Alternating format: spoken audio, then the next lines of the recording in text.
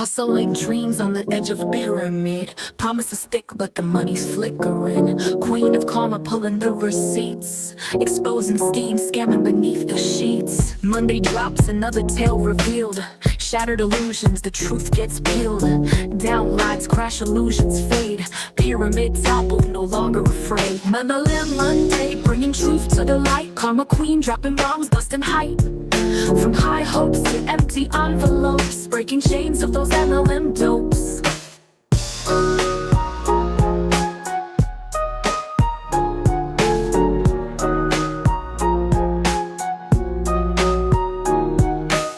Glossy brochures and lavish cruise trips, hidden costs, financial eclipse.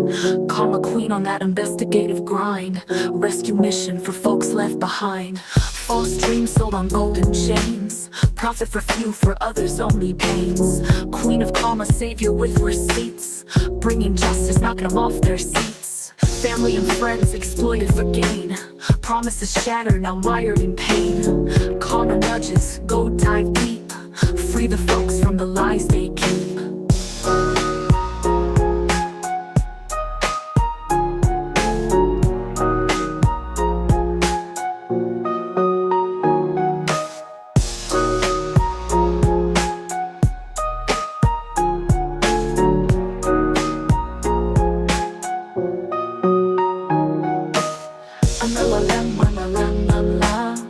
La la la la la la la la la la la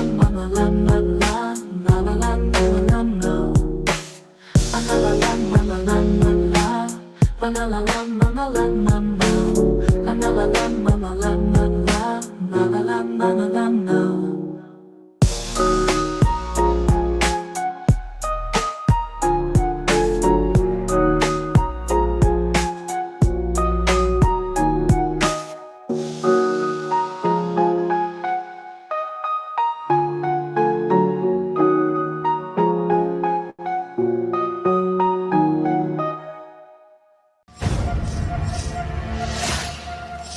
Karma's a bitch.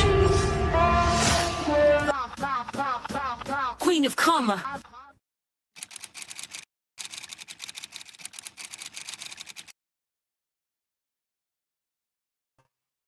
Hello everyone, how are you all doing today? I hope that you are all having a fabulous, amazing MLM Monday. Happy MLM Monday, everybody. The day where you watch your favorite multi-level marketing creator, which is why you are here today, I am sure. So I hope that you are all having a wonderful start to your week. Today we are going to just kind of fire through some topics that I want to discuss here, all to do with, of course, multi-level marketing. And we will be talking about all kinds of scams today, as well as the industry itself, as well as like being an advocate and reacting to some Chris Johnson and talking about some other stuff. So I am very glad that you are all here today. I'm having a wonderful day. Hello, Joe. Good to see you. Al's is in it to scam it as always. As always. And Louisiana's here. Good to see you.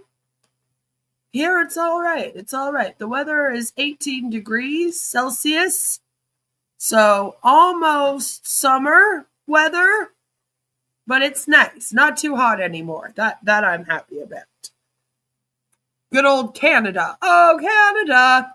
So the first thing that I would like to talk about, and I did post about this on my community tab, but I do want to show it to you because it's just kind of crazy, is there was an article written on Behind MLM. If you are not reading BehindMLM.com, then you are doing yourself a disservice.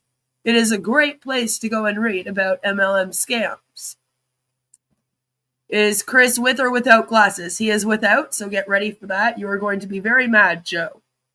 You're going to be very upset. Alrighty? Alright, very upset. But there was this article, we're going to go through a couple articles actually today, because there were two of them. One of them made me a little bit upset. That's the first one we'll get into. And then the other one, I was dying of laughter, so I have to share it with you. I loved it. It was a great time. So we'll get into the first one. The first one is about Jobby Weeks. used child's birth to host marketing interview. Now, I have a mom, I have a husband, and I'm telling you right now, I would be pissed.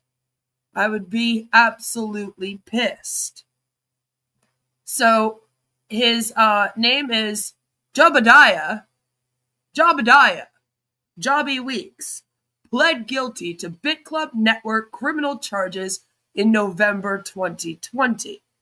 5 years later, in a situation one assumes nobody is happy with, Weeks has yet to be sentenced. It's taking a very, very long time. Too long. Back in May, Weeks, who is currently on bail pending sentencing, received permission to relocate from Colorado to Florida. Good old Florida. While in Florida, Weeks was additionally granted permission to accompany his new wife to hospital for the birth of their child. And you're probably thinking, oh, that's nice. Yeah, it is.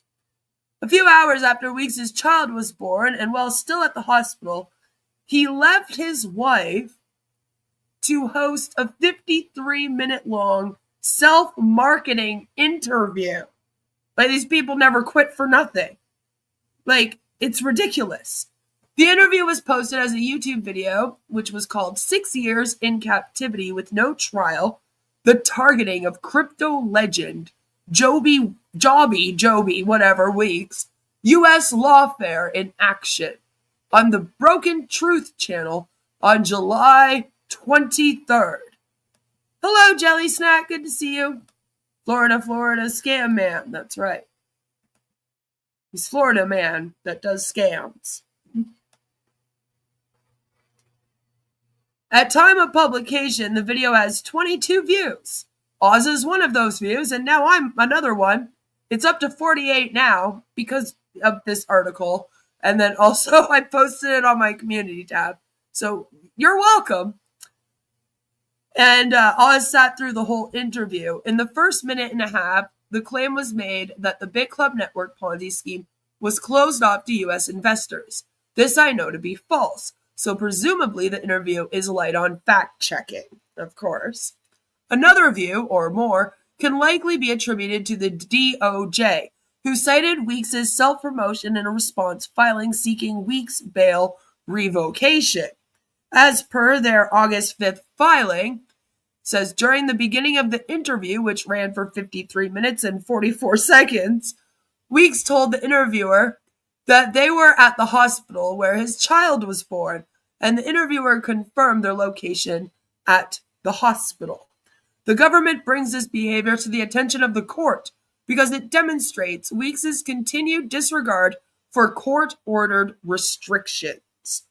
To start, Your Honor approved a modification to allow for Weeks to present at the hospital for the birth of his child, and Weeks capitalized on this modification to sit for an hour-long interview about this case instead of being with his child and his wife. This violates, at a bare minimum, the spirit with which the modification was granted. So he might be in big, big trouble for this.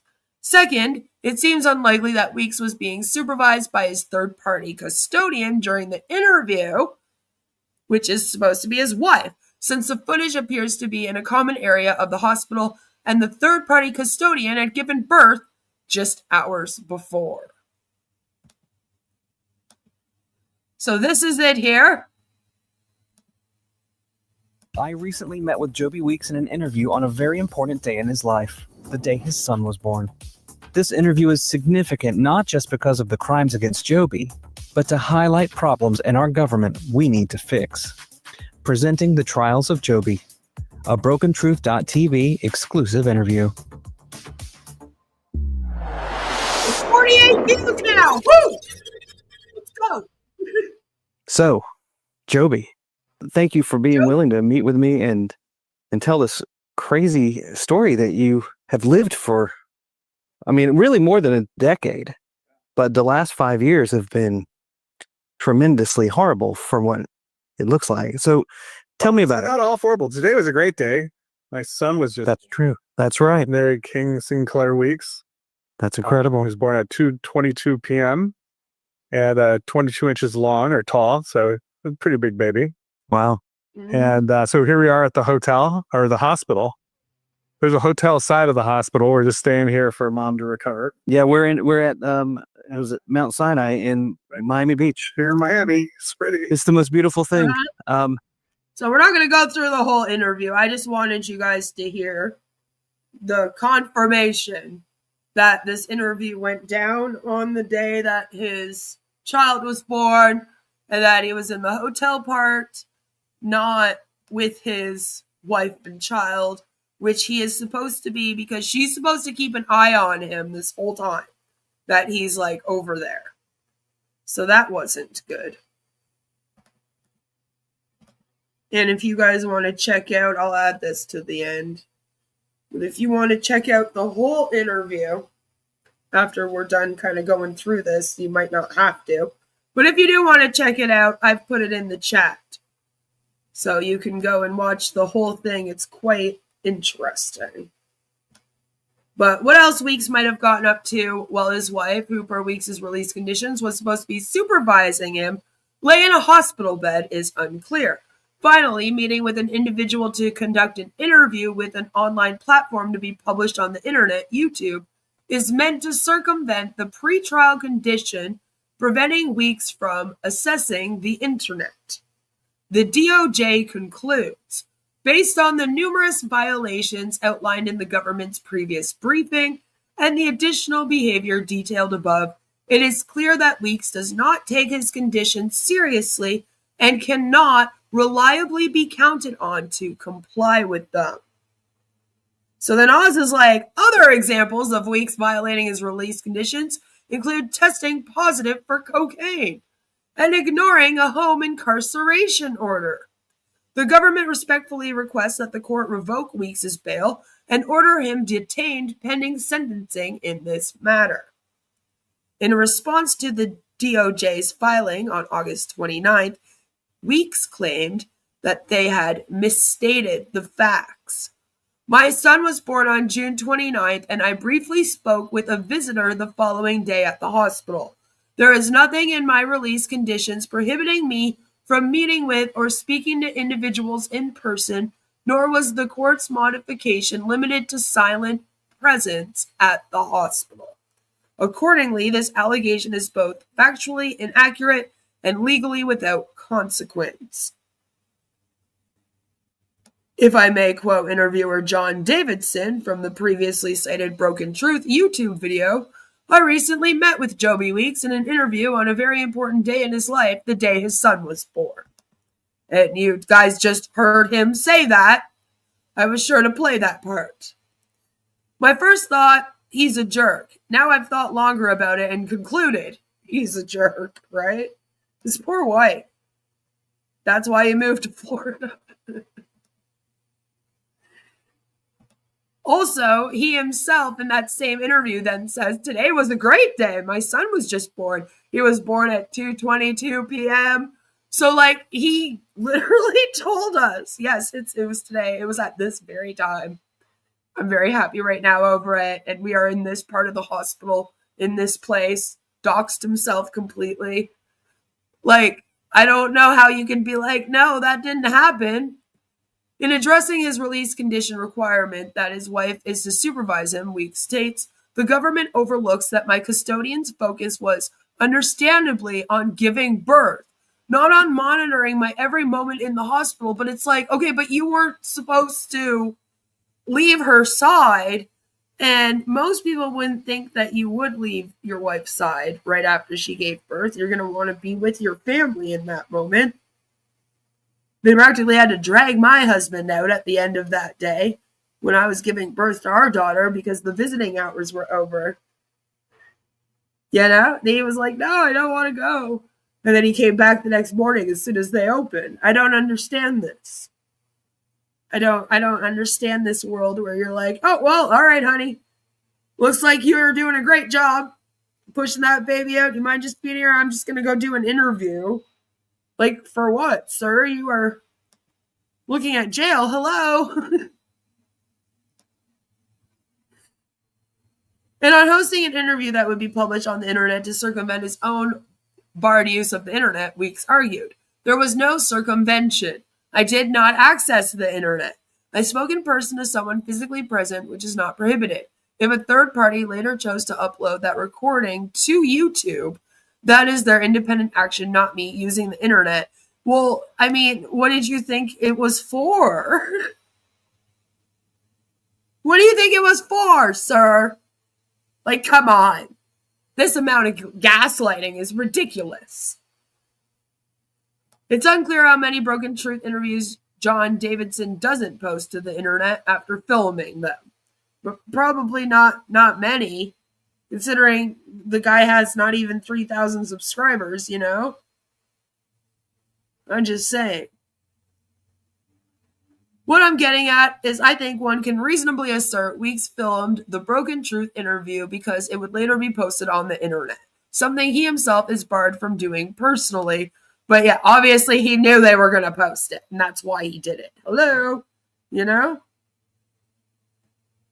He didn't shoot the interview in the cafeteria. That would have looked better. I don't even know if he was supposed to leave the room that his wife was in, since she was the guardian. He was supposed to be in that room with his wife the whole time.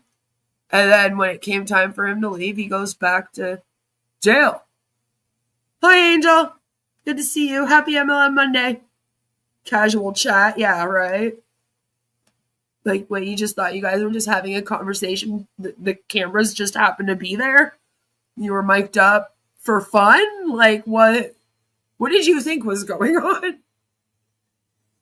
But I guess it's up to the court to clarify whether barring Weeks from internet usage was intended to just stop him using the internet or having a presence on the internet altogether. I would assume it's for both, because the whole point of that, in my opinion, would have been to stop him from spreading lies and trying to, like, scam people.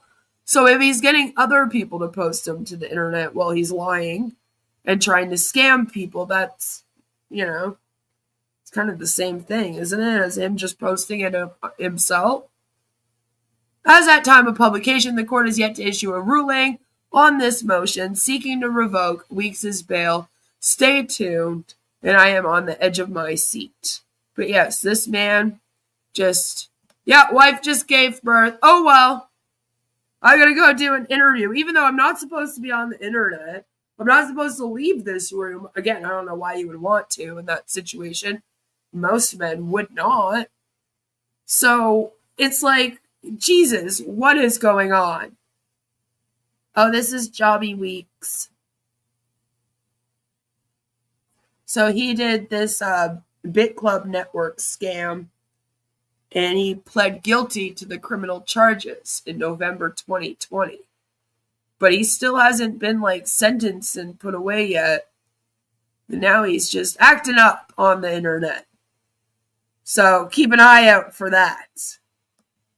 Keep an eye out for that. And just as I was getting angry on behalf of this man's wife and newborn child, because I was like, that sucks, I came across this amazing, amazing scam.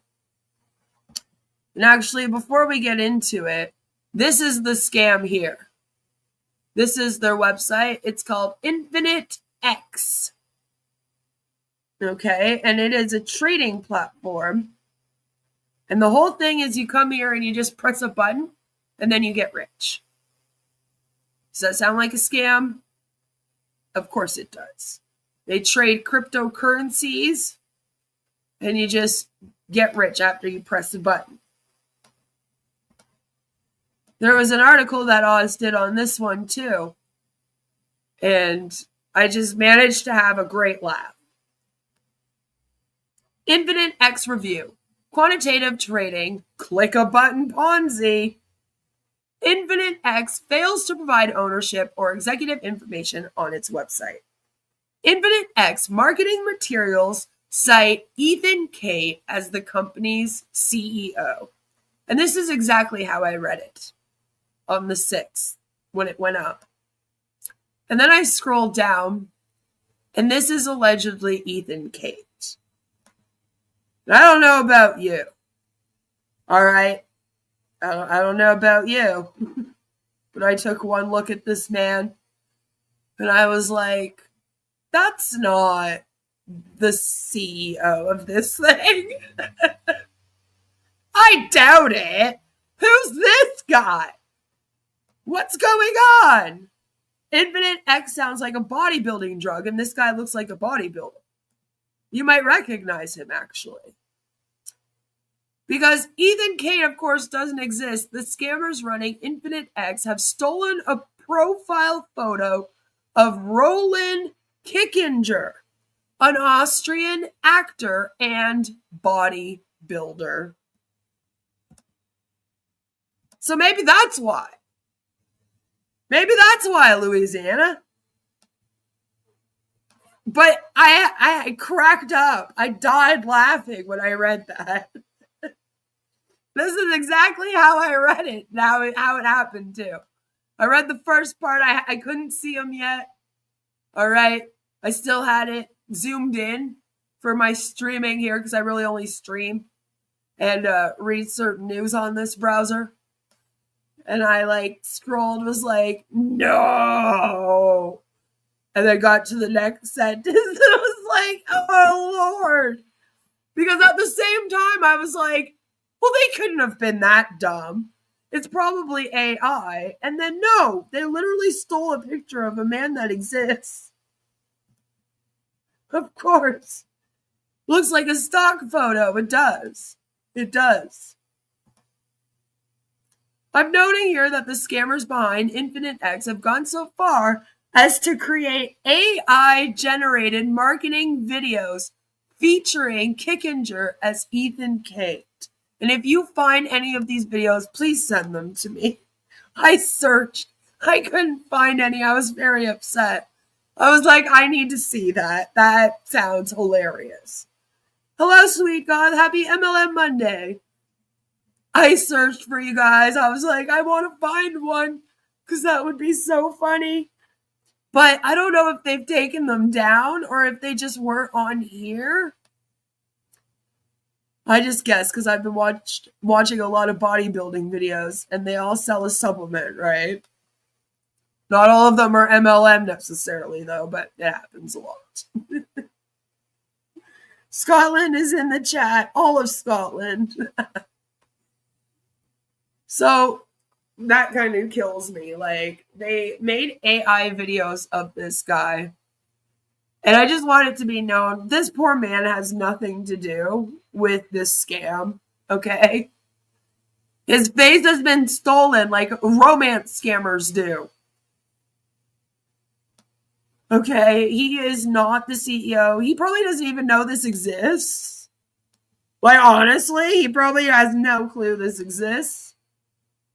But maybe he'll find out that they're stealing his likeness and maybe he got them taken down. Maybe he did find out. I don't know.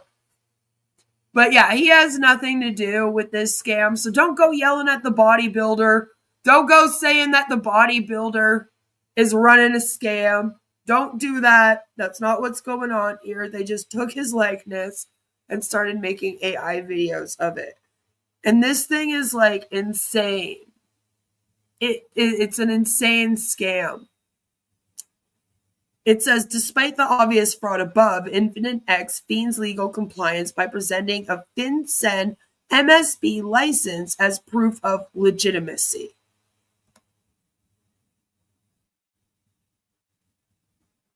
The certificates are for Infinite X Foundation Limited, represented to be a Colorado registered company. Due to the ease with which such scammers are able to incorporate shell companies with bogus details for the purpose of MLM due diligence, these certificates are meaningless. FinCEN isn't a financial regulator.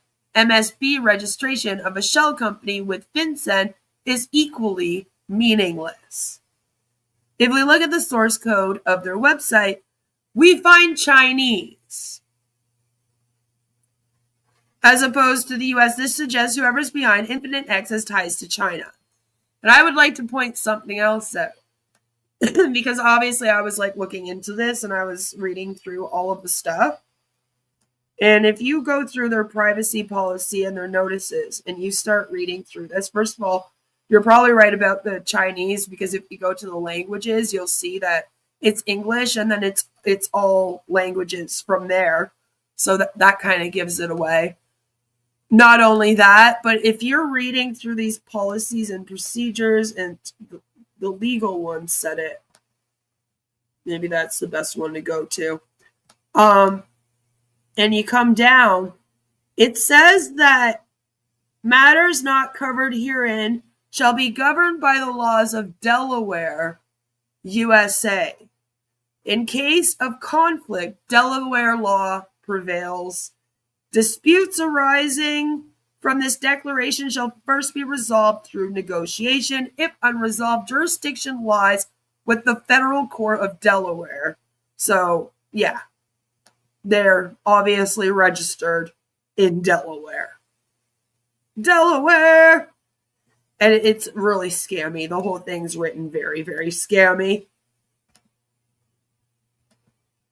So, as always, if an MLM company is not openly upfront about who is running or owns it and has to steal somebody's image to pretend they have a CEO named Ethan Kate, then it's probably very, very iffy, very sus. All right? Do not join it or hand over any money. They don't have any products or services. So you can only, right now, you're only selling the membership to the damn, I don't even know what to call it, like system? Trading area, I guess, for your cryptocurrencies. I guess it's like you just get a membership to that office, like a back office, right? Infinite X promoters invest their Tether, USDT.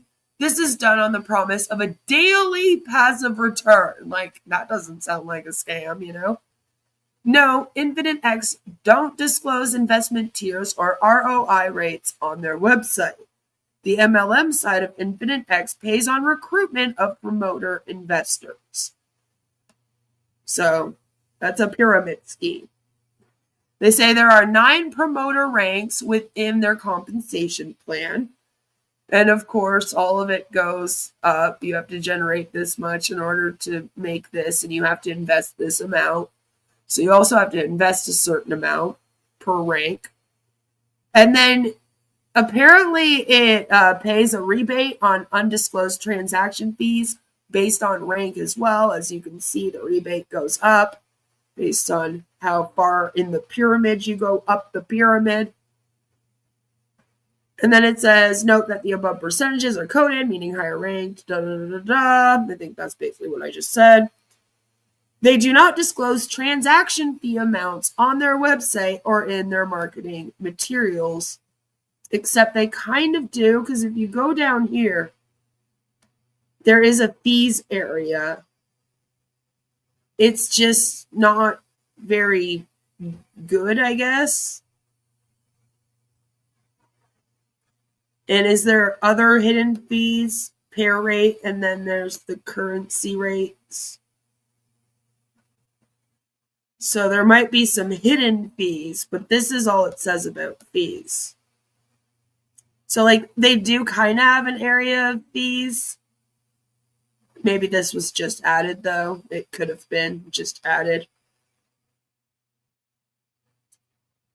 So still iffy though.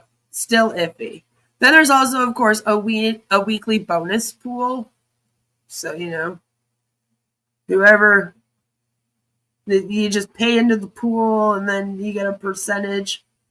Whoever's up at the top gets the most kind of thing. Weekly bonus pool match, of course. Match your legs. In order to join, you get a promoter membership for free. But there's full participation in the attached income opportunity, which requires an undisclosed minimum investment in USDT. Infinite X is yet another click-a-button app Ponzi scheme.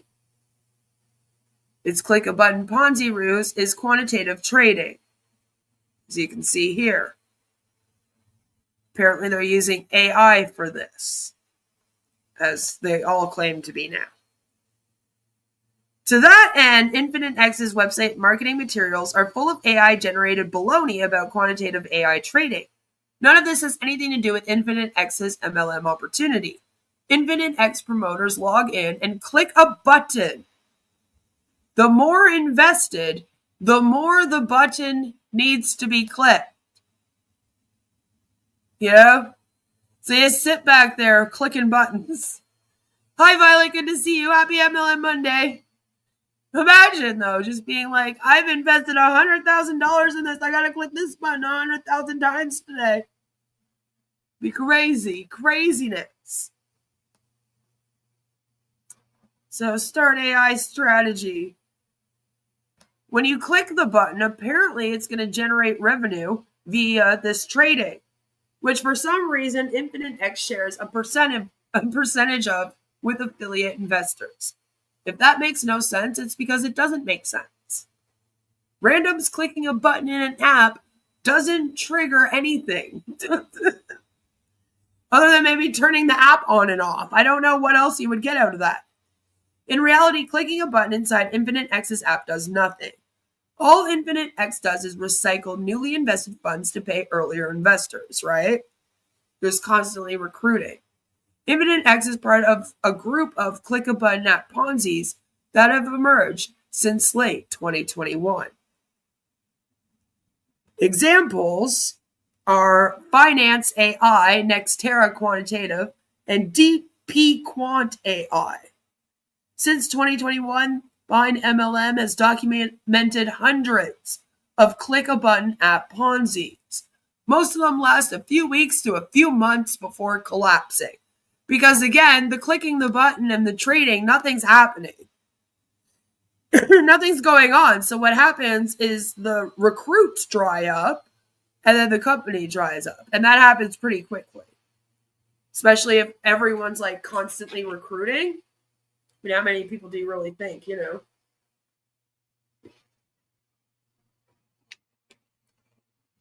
Even on passive ran out of people. You're not going to recruit the whole world. I guess I have a limitation mindset about clicks. I feel like on-passivians would love this. They probably would. Makes as much sense as most scams. Isn't that true? So I'm not trying to make sense of it, but I want to. Why do people believe it? It's because it's cryptocurrency, and a lot of people don't understand how cryptocurrency works, myself included. And for some reason, they seem to think that now that it exists, it's like this magic money. And so scammers find it very easy to be like, yeah, it's magic money. You can click a button and it just appears. I think because it's digital currency too, right? So then they're like, well, why can't you just make more? People say that about real money too, you know? So for some reason, they're like, AI, digital currency. It makes sense. I click a button. I make money. It's the only way that I can really understand it anyway. If it's not that, I have no clue. I really don't. But click a button app Ponzi's disappear by disabling both their websites and their app. This tends to happen without notice, leaving the majority of investors with a loss. Of course. So this one is pretty crazy. Organized crime interests from China operate scam factories behind click-a-button Ponzi from Southeast Asian countries. In September 2024, the U.S. Department of Treasury sanctioned Cambodian politician Lai Yong-fat over ties to Chinese human trafficking scam factories. Through various companies he owns, Fat is alleged to shelter Chinese scammers operating out of Cambodia. Myanmar claims to have deported over 50,000 Chinese scam factory scammers since October 2023. With click-a-button app scams continuing to feature on Behind MLM, though, it is clearly not enough. In late January 2025, Chinese ministry representatives visited Thailand. The stated aim of the visit was to tackle organized Chinese crime gangs operating from Myanmar. In early February 2025, Thailand announced it had cut power, internet access, and petrol supplies to Chinese scam factories operating across its border with Myanmar. As of February 20th, Thai and Chinese authority claim 10,000 trafficked hostages had been freed from Myanmar compounds. Also on February 20th, 5 Chinese crime bosses were nabbed in a wider raid of 450 arrests in the Philippines. On March 19th, it was reported that despite the recent raids and arrests, up to 100,000 people are still working in Chinese Myanmar scam factories today. Probably still. As of April 2025, and in response to a crackdown across Asia, newly opened Chinese scam factories have been reported in Nigeria, Angola, and Brazil. Mayawati is an area in Myanmar along the Thai border. Mayawati is under the control of the Karen National Army, the KNA. The KNA, led by warlord Chit Thu on the right here, and his sons Sa Hitu Imu and Sa Chit Chit, protect and profit from organized Chinese criminals running click-a-button Ponzi scam factories. And this is why I say if you don't want to be in MLMs because you have no clue what they're connected to. You don't want to mess with cryptocurrency because you have no clue what it is funding.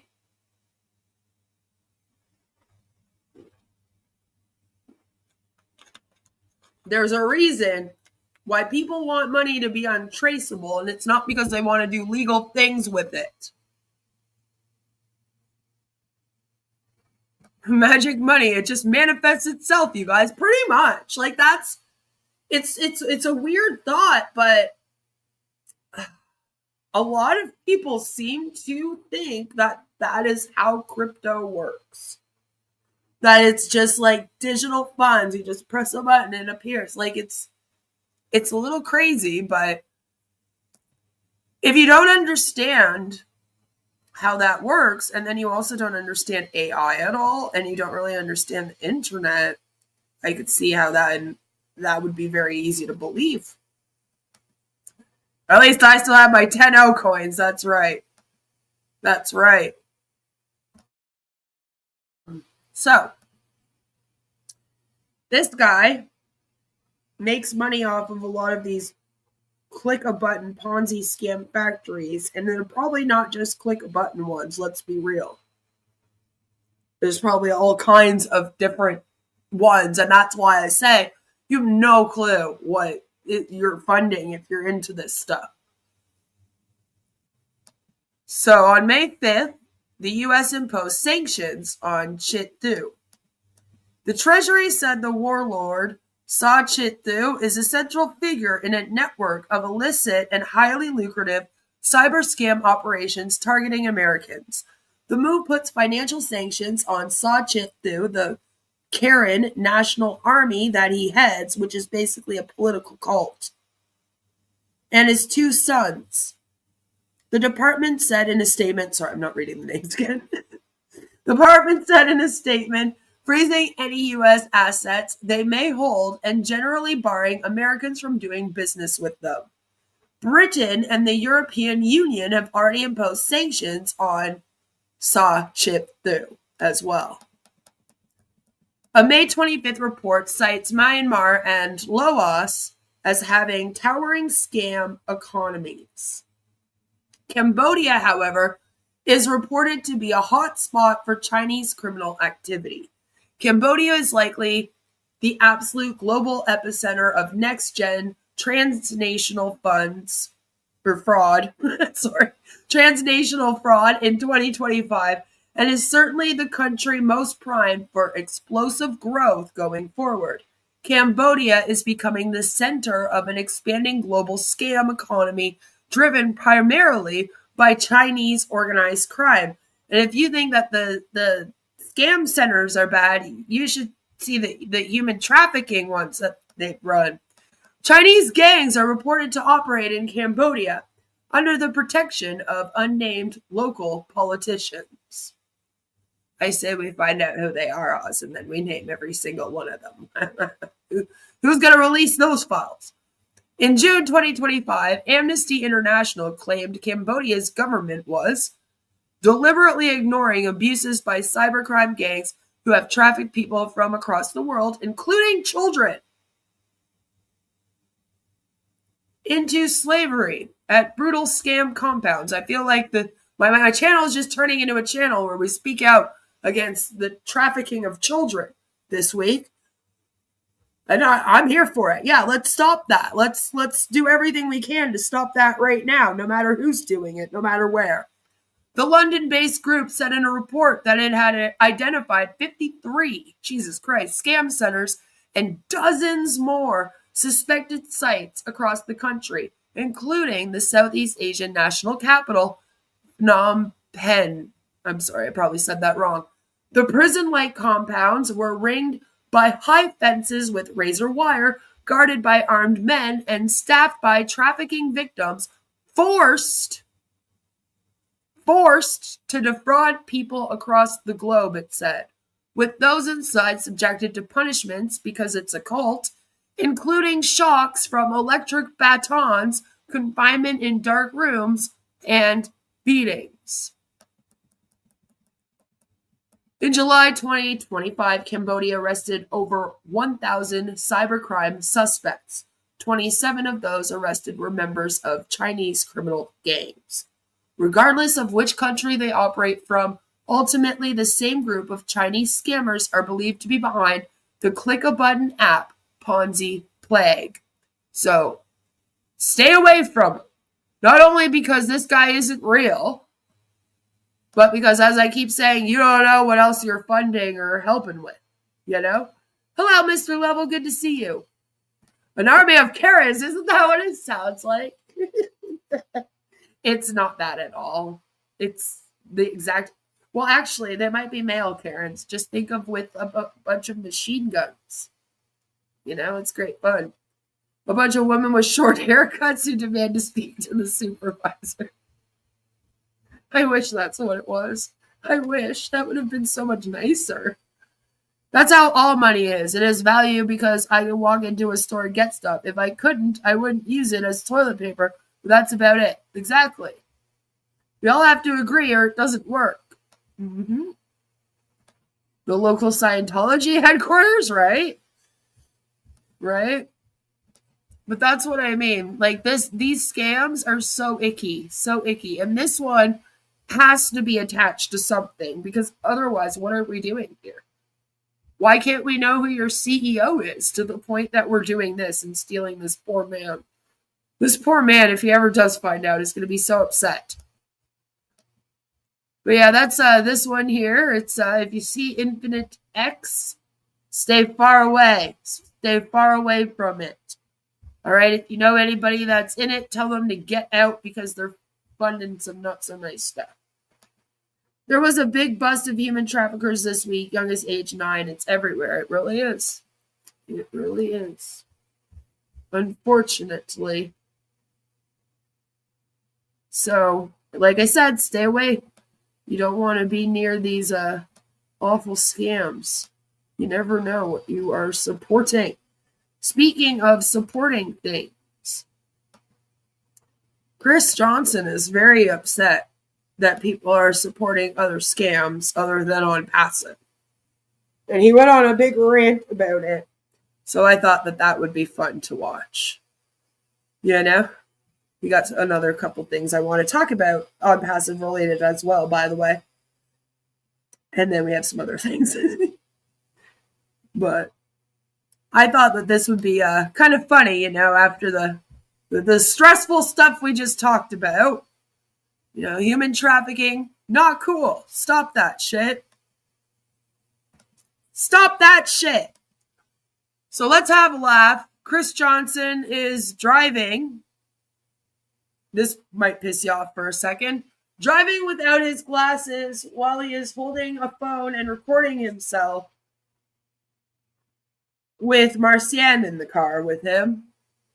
So, you know, if he gets into an accident, now it's not just his life and someone on the road. It's also her life that he's putting in danger. Great fun. Great family fun. Woo! Scam acid. Oh, man. I keep trying to think of, like, what their name's going to be. Because I'm like, I don't think they're going to go with On Fusion anything. Because they're really butthurt that we outed it. So I'm like, they're probably going to come up with a different name, but it's going to probably begin with O.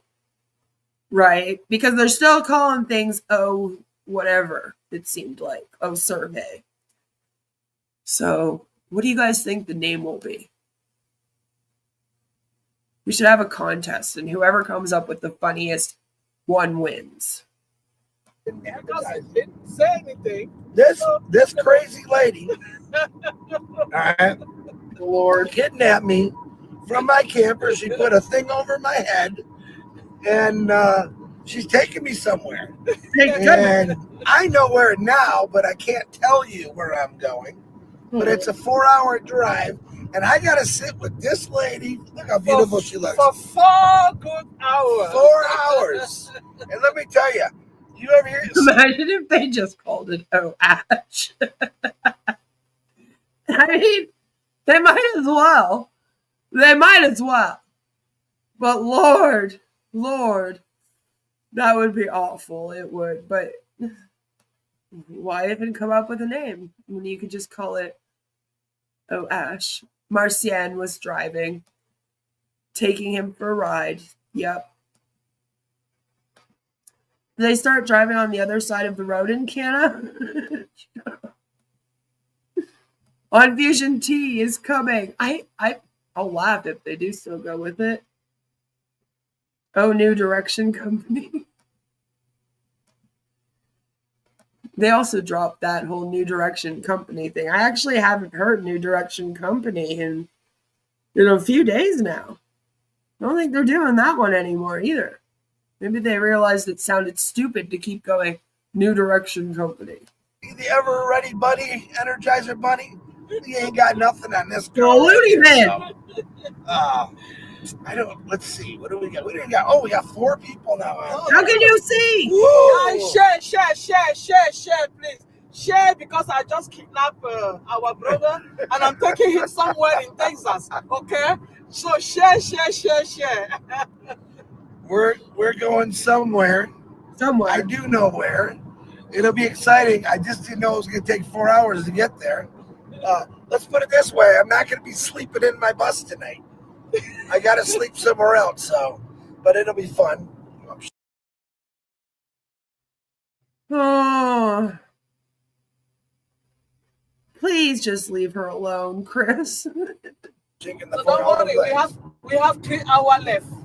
Yeah. We're almost there. So 1 hour is gone. We already drove for an 3 hour? hours left. Wow.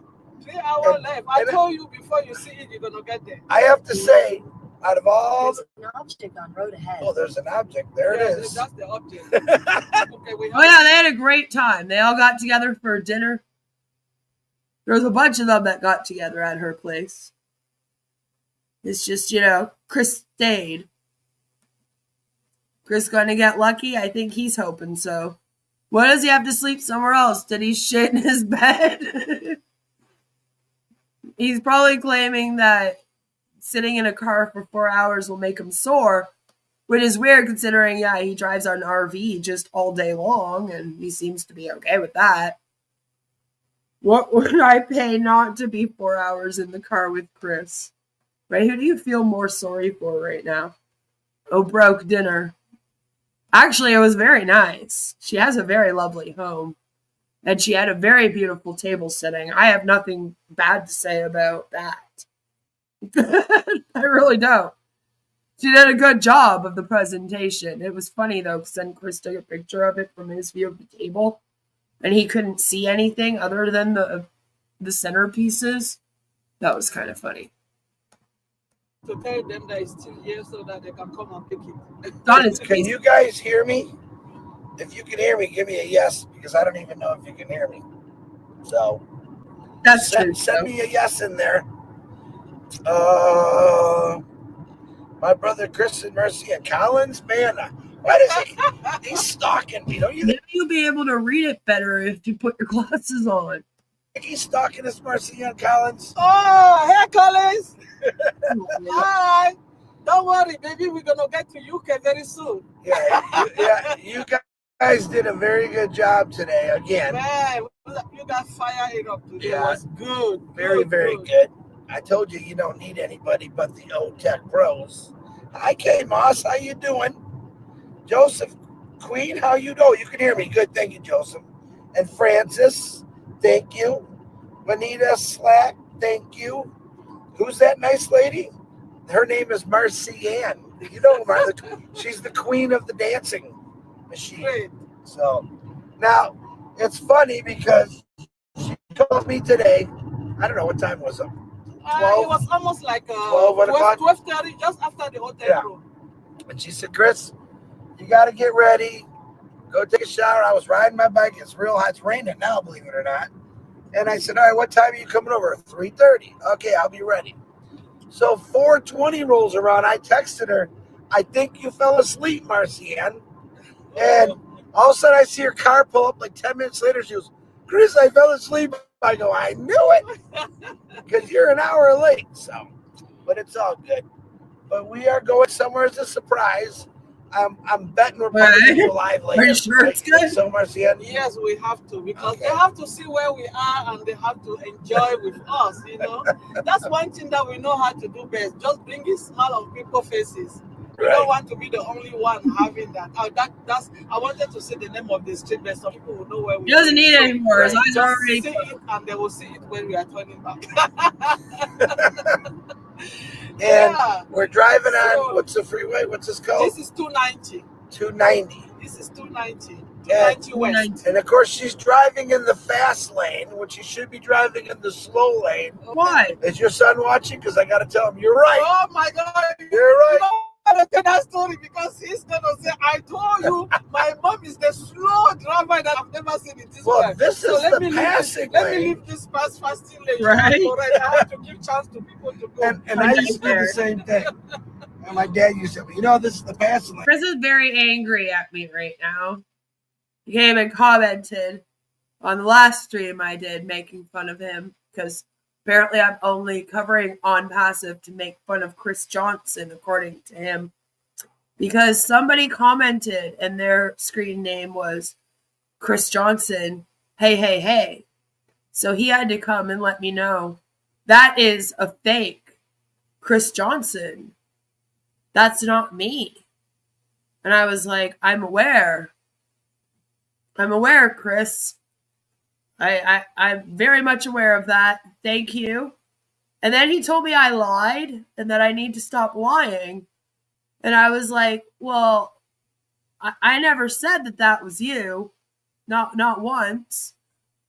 And what am I lying about? And then he just kept saying that I keep lying. And I was like, hey, but you never tell me what my lies are. You can't just be like, you're lying. Lying about what? What am I lying about?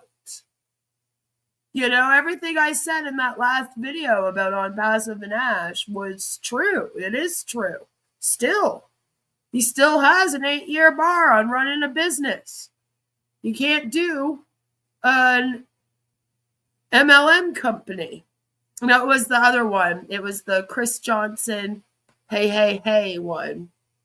And they're a member on the channel. And he was like, that's not me. And I was like, I know, because you have another hey in your name. Very noticeable that there's an extra hey there.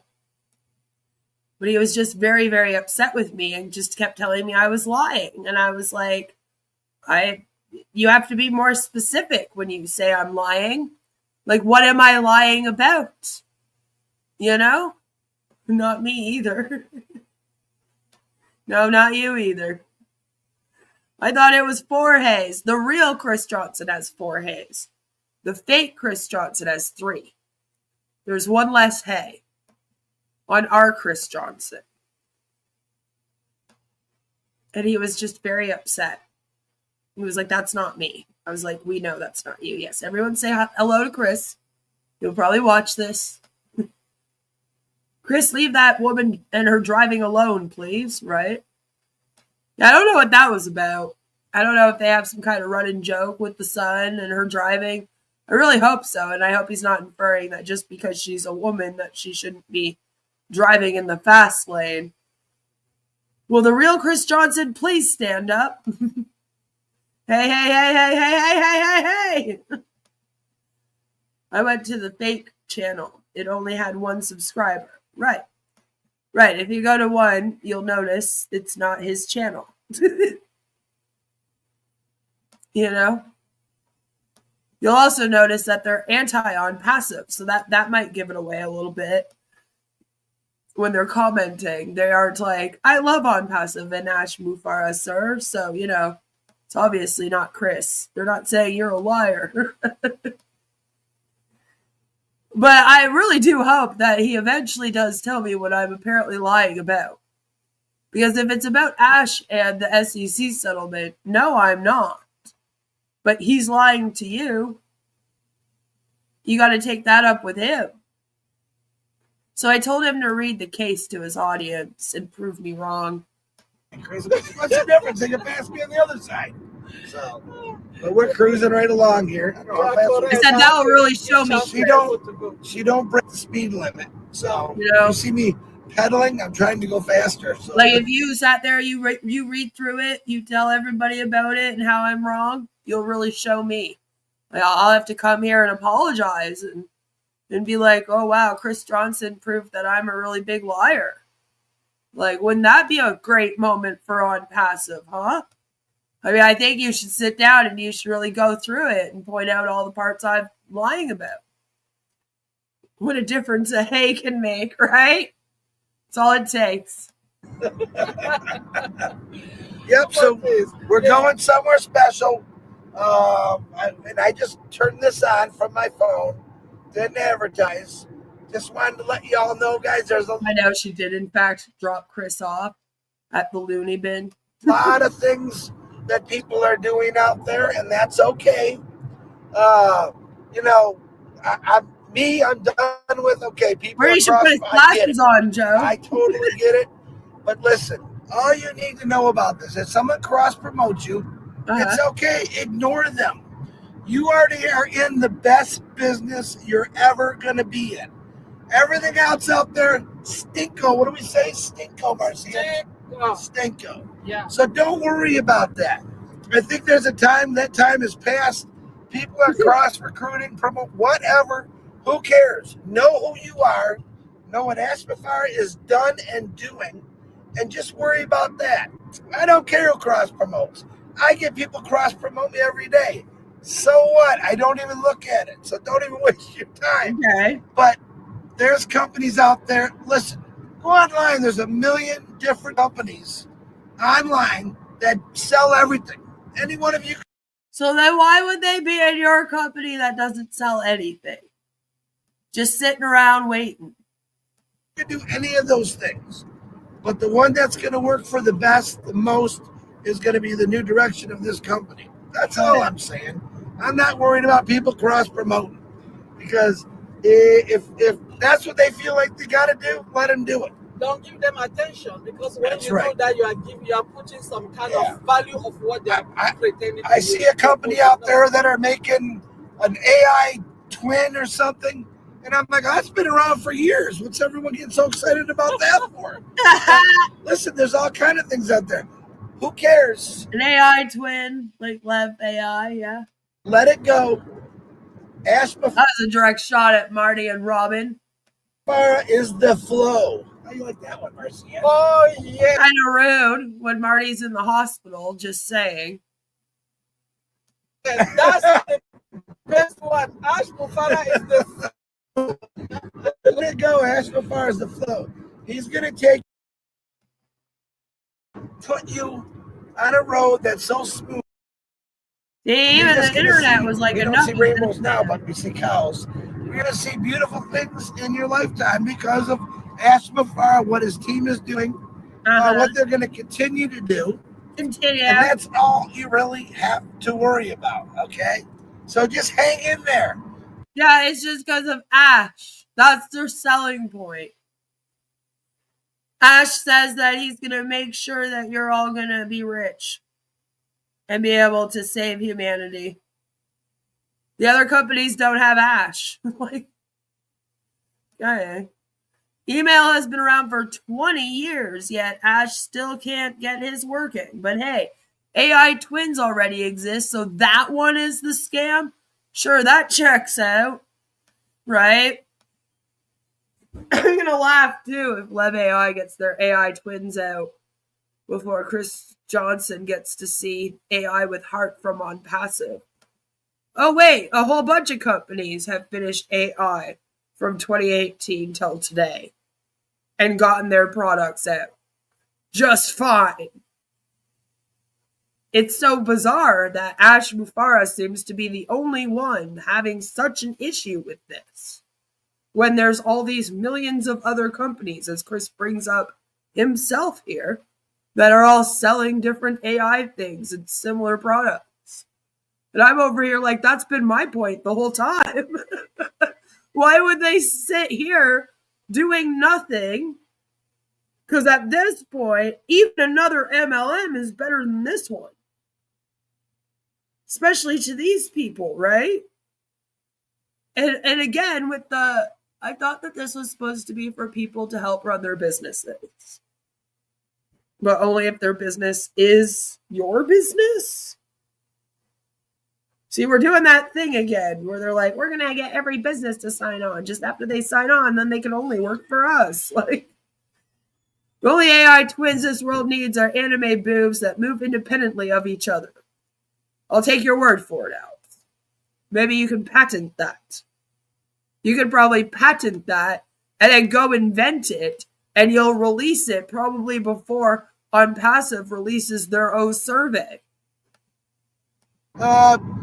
Even if you joined another company, you're not going to make any money like you think.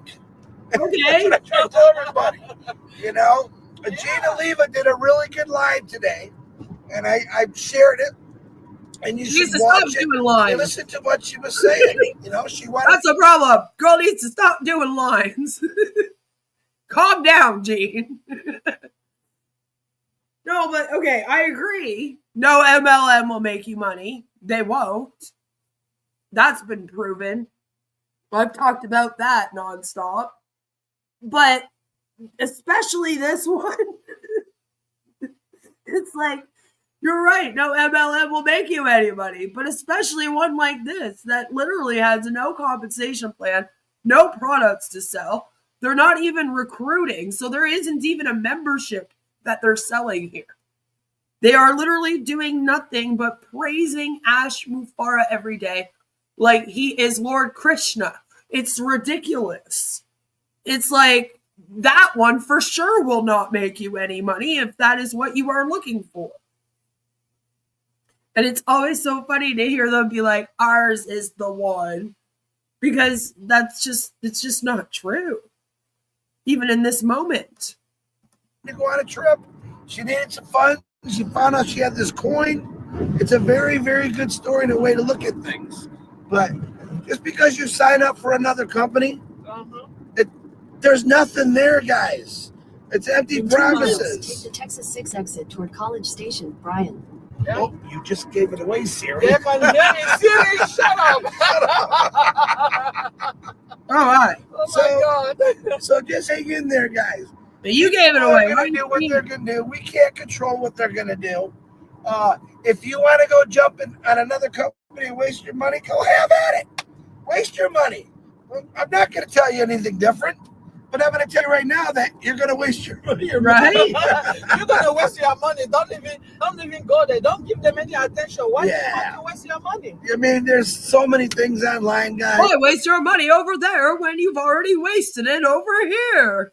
There's things everywhere online that you could do, but it's going to cost you your time, your work. Just so you know, though, Lord Krishna is an actual, like, god of the Krishna cults that I've been speaking out about. Like, if you do that, just be prepared for some people to maybe be like, yo, what you doing? Do you love Ash? Will you follow Ash? And will you sleep with Ash? Yeah, that'll probably come next. You're not a marketer, we said that before. Or if you're not good in sales, why even look at all those things? All right, Ashmafires came up with a system Why be here then? that anyone could do it. All right, so like I said, I wouldn't waste your time worrying about someone cross-promoting. Who cares? It's like, okay, but those people are telling them the same thing that you're telling them. So let them. When this company takes off, when the wick is lit, when the lever listen, when this company takes off, I promise, when this company takes off, is pulled, every one of those people that jumped on these other companies are coming right back. I promise you that. They might be talking crap now, how tough they are, and this isn't it. Listen, know the truth. Ashmafara has led us here. It's been, for some people, over 7 years. For some of us, when we launch, we're going to be taking over. All those people are going to join us. All right, listen, for some people, this has been going on for 7 years. I'm getting whiplash. 5 years, 4 years, all right? But he's never lied. He's never led us wrong. He's gone through things that you couldn't imagine. In a quarter mile, Even me. I couldn't even imagine. College Station, Brian. That's okay. I like Siri. You know, Siri talk too much. I'm gonna tell him to shut his mouth, but there's no way I can do that because Siri have to take me where I'm going also. All right. So do what you got to do. I want to thank Yvonne again. Brian Croce making some awesome videos for me in the game. Brian, you did a very, very nice, good video. I love it. That's right, because the person that was making all of the videos for him was Marty. And Marty's no longer there. And they're no longer friends, so I guess he needed somebody else to make videos. And that was country music, my favorite. Oh my God. We're jamming here. But guys, don't get fooled into something that is all talk. We're not bragging. We're not talking about big mountains. Not right now. But if we rewind a few years, yeah, you are. And houses, all these other companies that promise you riches, we're not promising you nothing. We're all I ask is to say, listen, I got a better way. And Is that true? They're not promising you nothing. That's the only true thing you said this whole time. it's never been done before. Remember that. All right? He's not saying anything more than that. Before. All these other companies are promising you, hey, you're going to be a millionaire in a month. I hear it. I see what people say. Stay away from that. Trust me on that. There's so many, every day something new comes up because some person at the top that's been doing this for years is trying to get your money, period. They're gonna tell you the world, stay away from them. Oh, yeah? Stay away from them. All right? Sounds familiar, Chris. I can see better. This isn't gonna help. So There you go. I didn't come out here Wanna to put complain. it there? No, you keep that on there. I'm still good holding. I can put that. I can put this one down. No, you're good, Marcia. But I'm not here to complain today. I want to show the excitement that I'm going somewhere in Texas, somewhere different. Marcia's taking me, but I get so many people that send me things, and it's like, it's okay. This person did this, it's okay. Let them go. If you're running a group and there's someone in there Keep sending him things. It's hilarious. Send him all the cross stuff. promoting, okay, let them know. Put there, no cross promoting. You can get kicked out. It's pretty simple. But don't worry about these people. They are they're still there. Don't worry about They it. think they left, but they'll be back. You know, I don't know if the door is still to be open for some of these individuals. Guys, But let me tell you guys something. here we go. I do feel like this is mainly at Marty and Robin. Be no company like this company that we are in. I'm talking with this guy for over 5 years online. I've never met him, and now we are sitting in the same car, and he's trusting me to take him somewhere that he have never been before.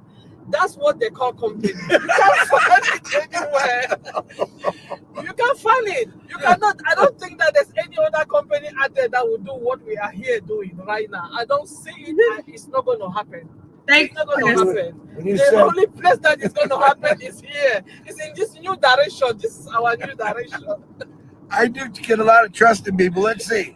Say, Raphael, he almost killed me. Ivy did good. Eric scared the heck out of me. Who was the other one that almost crashed me? Oh, Dan Streeter, you almost crashed me. Please leave And him. Ivy, she's actually nice and slow. I don't. The cops are coming after you. They're saying they are ahead. Siri is telling me that they are ahead there. Right. Siri Hi, is Lystra. good. Siri will tell you Oh, everything. Lystra, I have something on you, just by the way. I'm telling you, I don't want to say anything. Oh, But my. I get some secret yesterday. Yeah, I got a little information on you, Lystra. It's all good. It's all Good good. one, very good one. Oh, Hi. hi. Here, how you doing? Pandy, Hillary, how's everyone doing? We're just doing a crazy live. I just wanted to throw that out there about. Well, at least they admitted it. I know people are doing other things. That's okay. I don't even know how to explain it anymore. This company is going to take you where you want to be. You got to be patient a little bit. Patient. Listen, these other companies are probably going to go. That's the first thing he thinks of. This company will take you where you want to go.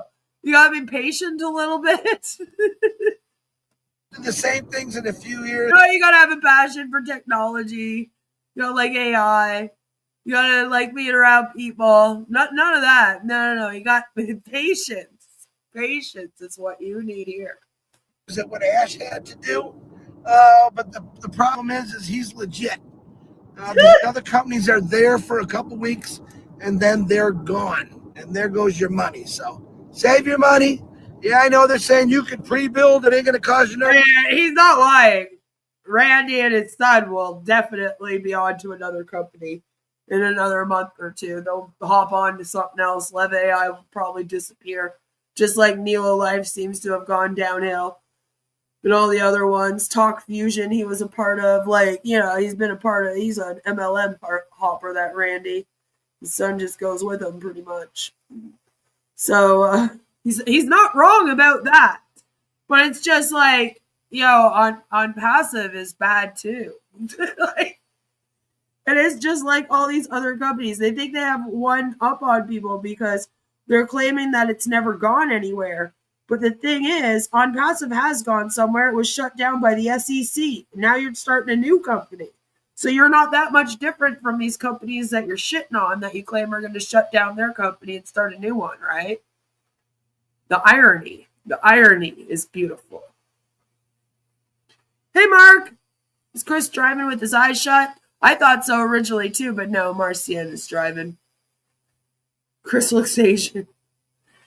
He definitely looks like he cannot see without his glasses. But I'm telling you, it's going to cost Something's going on. Like, there has to be something else going you on. money. It's like his eyes are almost closed over. Almost like me after I pet a cat. Like an allergic reaction. That's what it looks like to me. It's craziness. Something's going on. And you're not going to get no return on that money. So No return. Kind of like how they aren't going to get any return on their sales of OConnect that was promised. Kind of like how they haven't gotten a return in the last 7 years. my word for it. That was Chris Johnson and Marcy and Hamba. Lord. All right, we'll see y'all later because it's a secret. And Lystra, It's a boy, I secret. gotta talk to you, Lystra T. I'm kidding. Ginger, hi Ginger, how you doing? How'd Raphael almost kill you? He was trying to get over onto the slower lane, and I see the car in the rearview mirror. He did, and I said, Ralph, don't go, Ralph. He's a good guy, though. He's a real guy. What's Lister T saying? Call me, CJ. Oh, People are going to get into a car crash one day, I swear. no, I won't. I won't call you. You just know that I know. Marcianne knows. All you gotta do is know that we know. This seems so threatening to me and weird. Like, what is this? We know something about you. You need to know that we know, and we're doing this publicly so that everyone knows that we know. That you have a secret, but we know the secret about you, so you better watch out. Like, what is this? It's a good secret, though. It's a good Not that funny, Chris. All right, we're going to go because we want to drive Lister a little more crazy. Don't try to call me, Lister. I can't answer the phone when I'm driving. Wait, I'm not driving. All right, we'll see y'all later. Hi, Miriam. How you doing? Yeah, we're crazy, all right. And it's finally raining. This is the first time I've really seen rain. This whole time, I think I had maybe 10 minutes of all the driving and it didn't rain. So I get behind the wheel with Marcianne, and now we're raining. So look how beautiful she looks. Look at her. Oh, hey. I look like a camper. She looks like a dancer. See that? The real dancer, not those pole dancer people.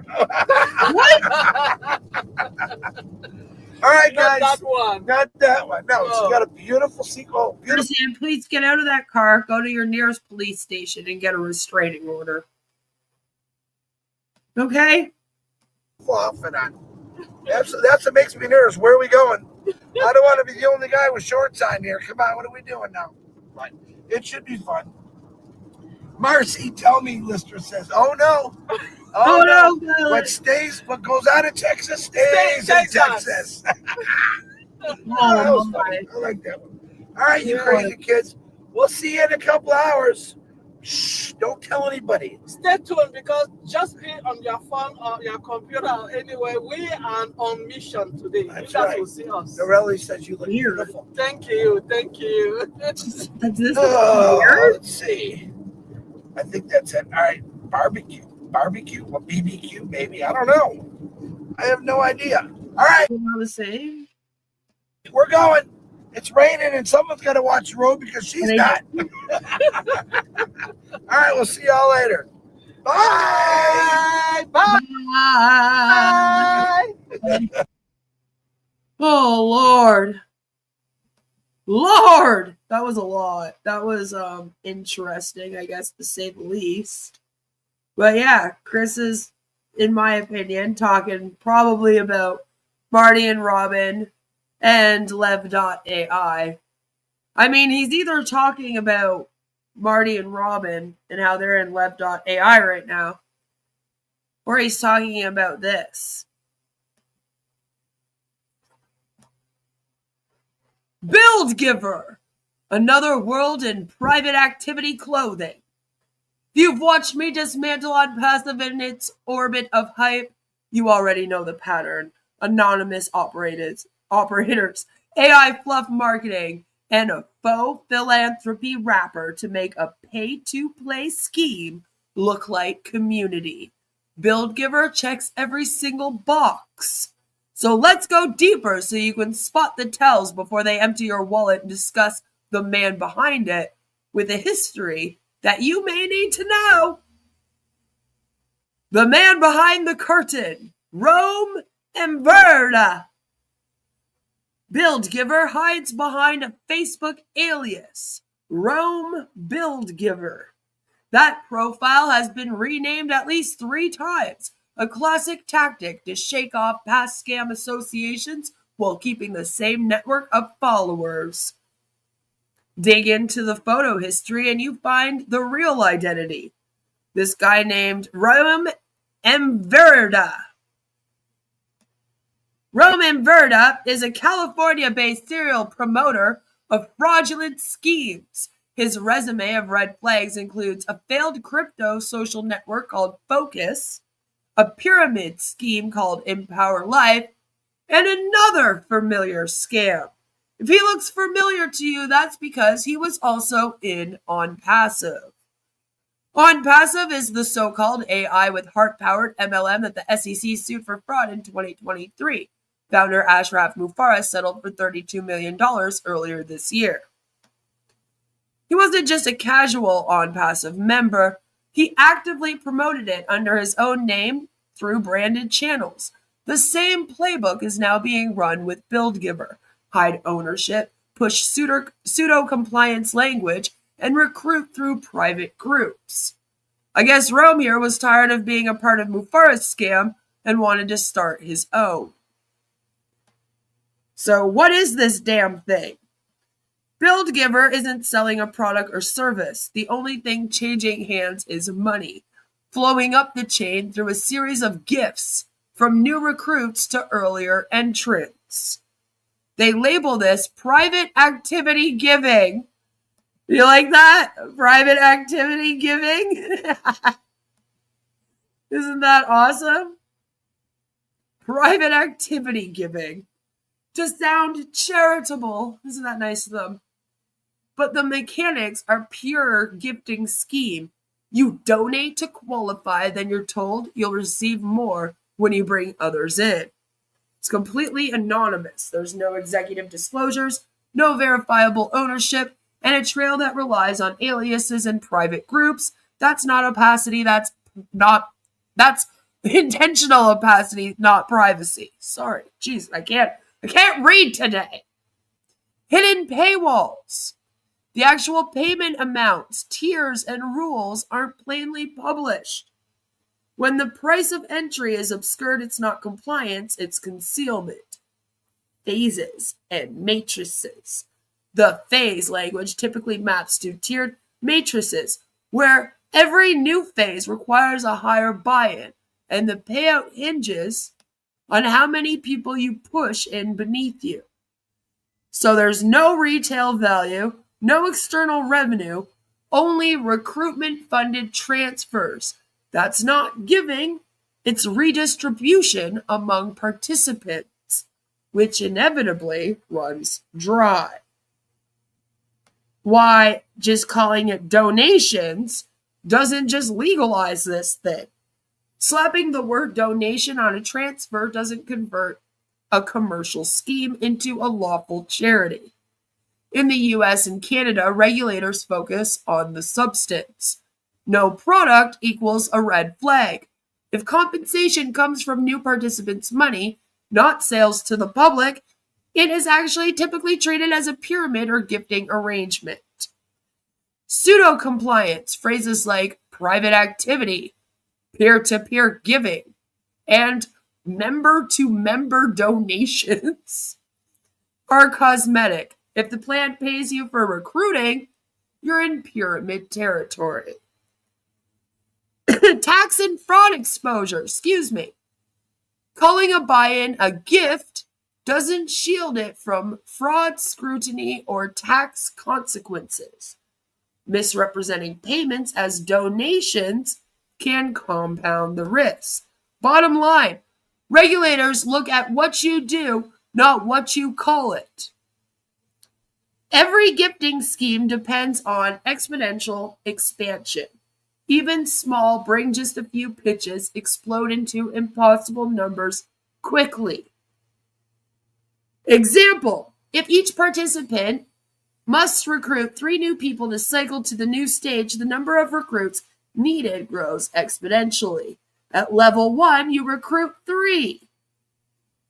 Level 2, they each recruit 3, so you're at 9. By level 10, you need 88,572 new recruits in total, and by level 12, that number explodes to 797,160. And I've given you the chart here. It's insanity. So you would need nearly 800,000 people just to keep the scheme running. And even the people in On Passive should maybe listen up to that, because there's no way that you have 800,000 people even in On Passive anymore. That's how many you had back in 2023 when you got sued. So, again, just think about that for a minute. You know? Here's the kicker. There simply aren't enough real participants to sustain that growth. The structure guarantees that most people will lose money, not because they didn't try hard enough, but because the math makes it impossible for everyone to win. Alrighty? If someone pitches you this thing, ask for specifics. What is the relatable product? Right? If they don't have a product, red flag. What are the published payout rules and entry amounts? If they are vague, then walk away. Refuse private payments. Okay, this thing right now is using like Cash App and that kind of thing to do their business. All right, if a business is saying, hey, send us PayPal and Cash App, and that's how you're going to do the buy-in for this business opportunity, that is a big red flag. And stay away from peer-to-peer methods as well. They're designed to be irreversible. Save screenshots, any presentations, payment requests, and usernames. You'll need them if everything unravels. Check regulators. Search for the name with terms like pyramid, gifting, complaint, cease and desist. Also, check deheck.com and behind MLM to see if there's a review on the company. There is, stay away. Trust the friction. If you're told don't share this, keep it private, or we'll explain after you join, that's not exclusivity, it's evasion. If you are already in this thing, please stop making payments right now. Do not top up to go to the next phase. Sunk costs don't recover with more risk. Document everything, the names of everyone on your team, their handles, any wallets you can get, receipts, promotional claims. Back them up off the platform. So take screenshots of everything. Seek chargebacks. If you paid by card, contact your bank promptly and describe a misrepresented scheme. For crypto or P2P, which is pay to play, share transaction IDs anyway. Patterns matter. Report it. In the US, you can report to the FTC, IC3, your state attorney general. And in Canada, you can report to the Competition Bureau, the Canadian Anti-Fraud Centre, and your provincial securities regulator if returns were promised. Warn everybody. Every single person. Keep it factual. No product earnings tied to recruitment and hidden pay-ins. High risk of loss. Shame helps scammers. Facts help people. Alrighty? Schemes like Build Giver aren't accidents. They're repeatable templates. Launch quietly. Push donation language. Hide math and money flows. Ride the hype curve. Then pivot to the next board, phase, company, whatever you want to call it, before accountability lands. The branding changes. The mechanics don't. And that's the same thing with on passive as well. I'm the queen of karma because I believe consequences catch up. Don't let them catch up to you. Keep your money, keep your receipts, and keep your eyes open and stay away from this scheme as well. It was run by this Rome and Verda. Stay away from this man and his scams. He was in on passive. All right. That's all you need to know. PayPal, friends, and family, right? Send us a PayPal and then you'll start your business opportunity. Like, no, I'm good. I'll skip it. Thank you very much. I'm okay. So I'll leave you guys the link to this. If you haven't come and check it out, please do. This is my article. So there's that. That happened.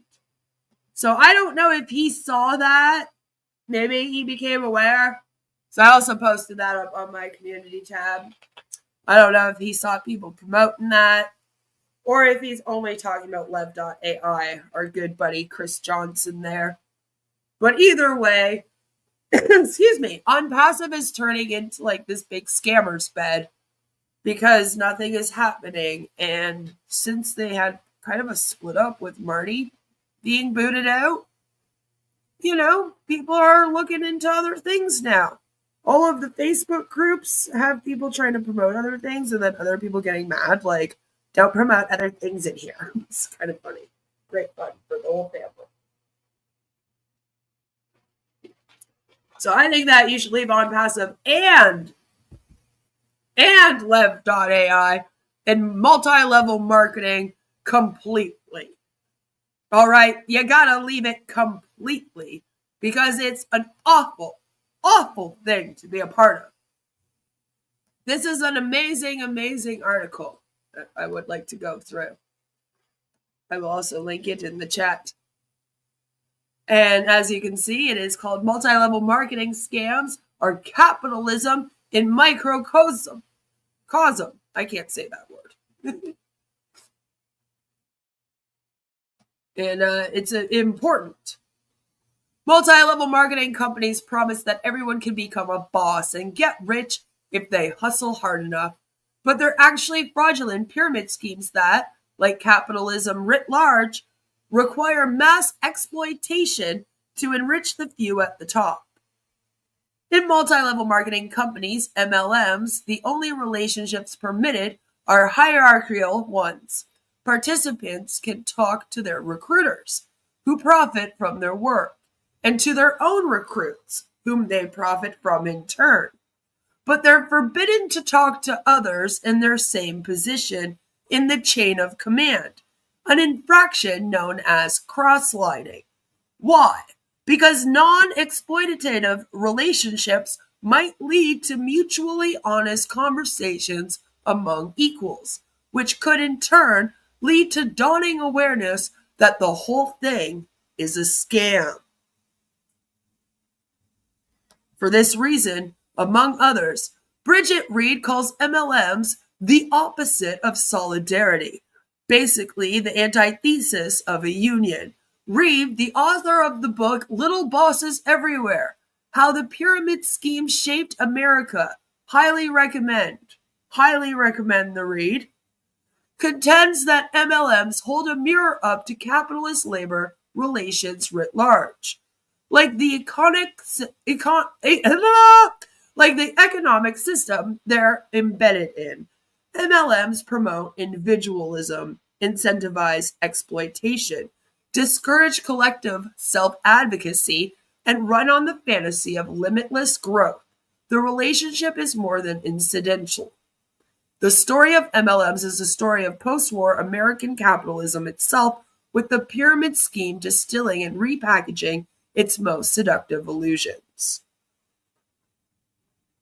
In this interview with Jacobin's Megan Day, Reed discusses the Cold War anti-communist origins of pyramid schemes, the economic reasons women emerged as their target demographic, what MLMs have to do with cults and self-help gurus, and how they laid the groundwork for other exploitation in other industries, not least the misclassification of gig workers.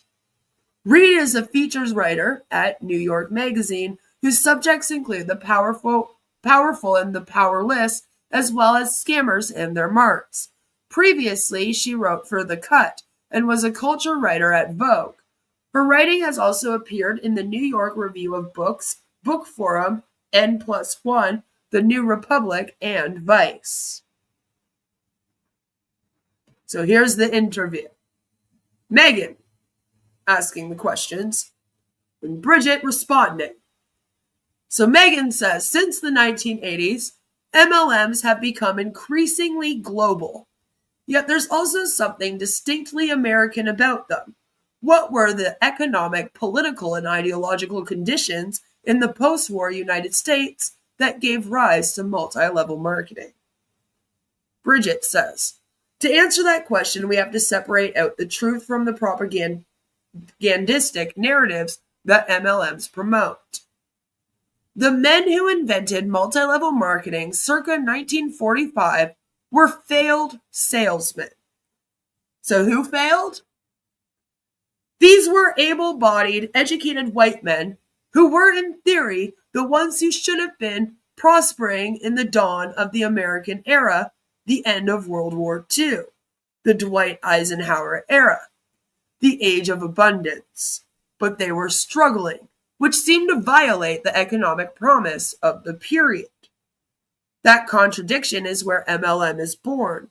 They take something that's not working for them and is in fact fundamentally broken, the private enterprise system, predicated on the idea that individual economic actors will flourish in the free market in competition with each other.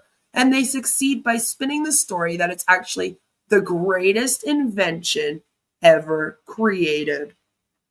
This system is so great, in fact, that if we somehow multiply it so that every single person can be their own boss, perched at the top of their own little pyramid, then every single person can become a millionaire. The life of a salesman was leading nowhere, but by selling this story, they were able to become rich themselves. Megan says, how does the New Deal factor into the origin of MLMs? And Bridget says, the New Deal creates the category of labor that MLM requires and feeds on, independent contractors. That category existed somewhat beforehand, but the New Deal really solidifies it because with the Social Security Act, it establishes the status quo for full-time employees. What I found in my research was that door-to-door selling companies, which employed salesmen, really ginned up their rhetoric that the New Deal shouldn't protect this type of labor. They created the doublespeak term of independent contractor, where the worker is not actually employed per se, but is instead equipped to prosper. At the time, MLM had not been invented. These were just regular door-to-door salesmen.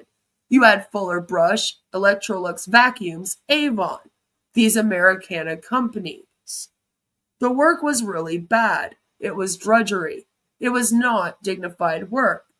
These companies felt threatened by the New Deal as they relied on extremely tenuous, high participation, and low-cost labor. They needed this particular form of exploitation to be preserved because it was literally their business model. Once the New Deal basically legalized the independent contractor category, the resulting Wild West of unregulated labor laid the groundwork for the creation of multi-level marketing.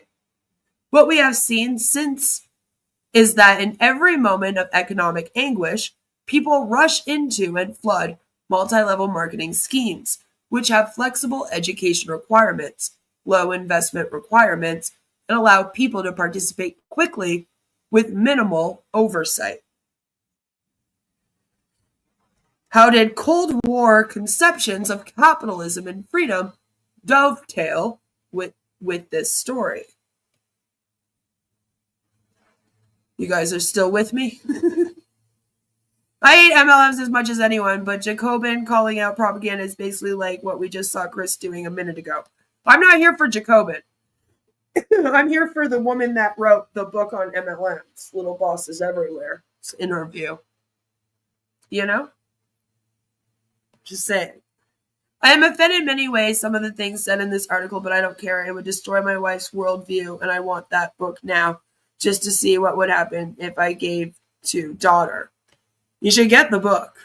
It's a very good read. I'm just saying.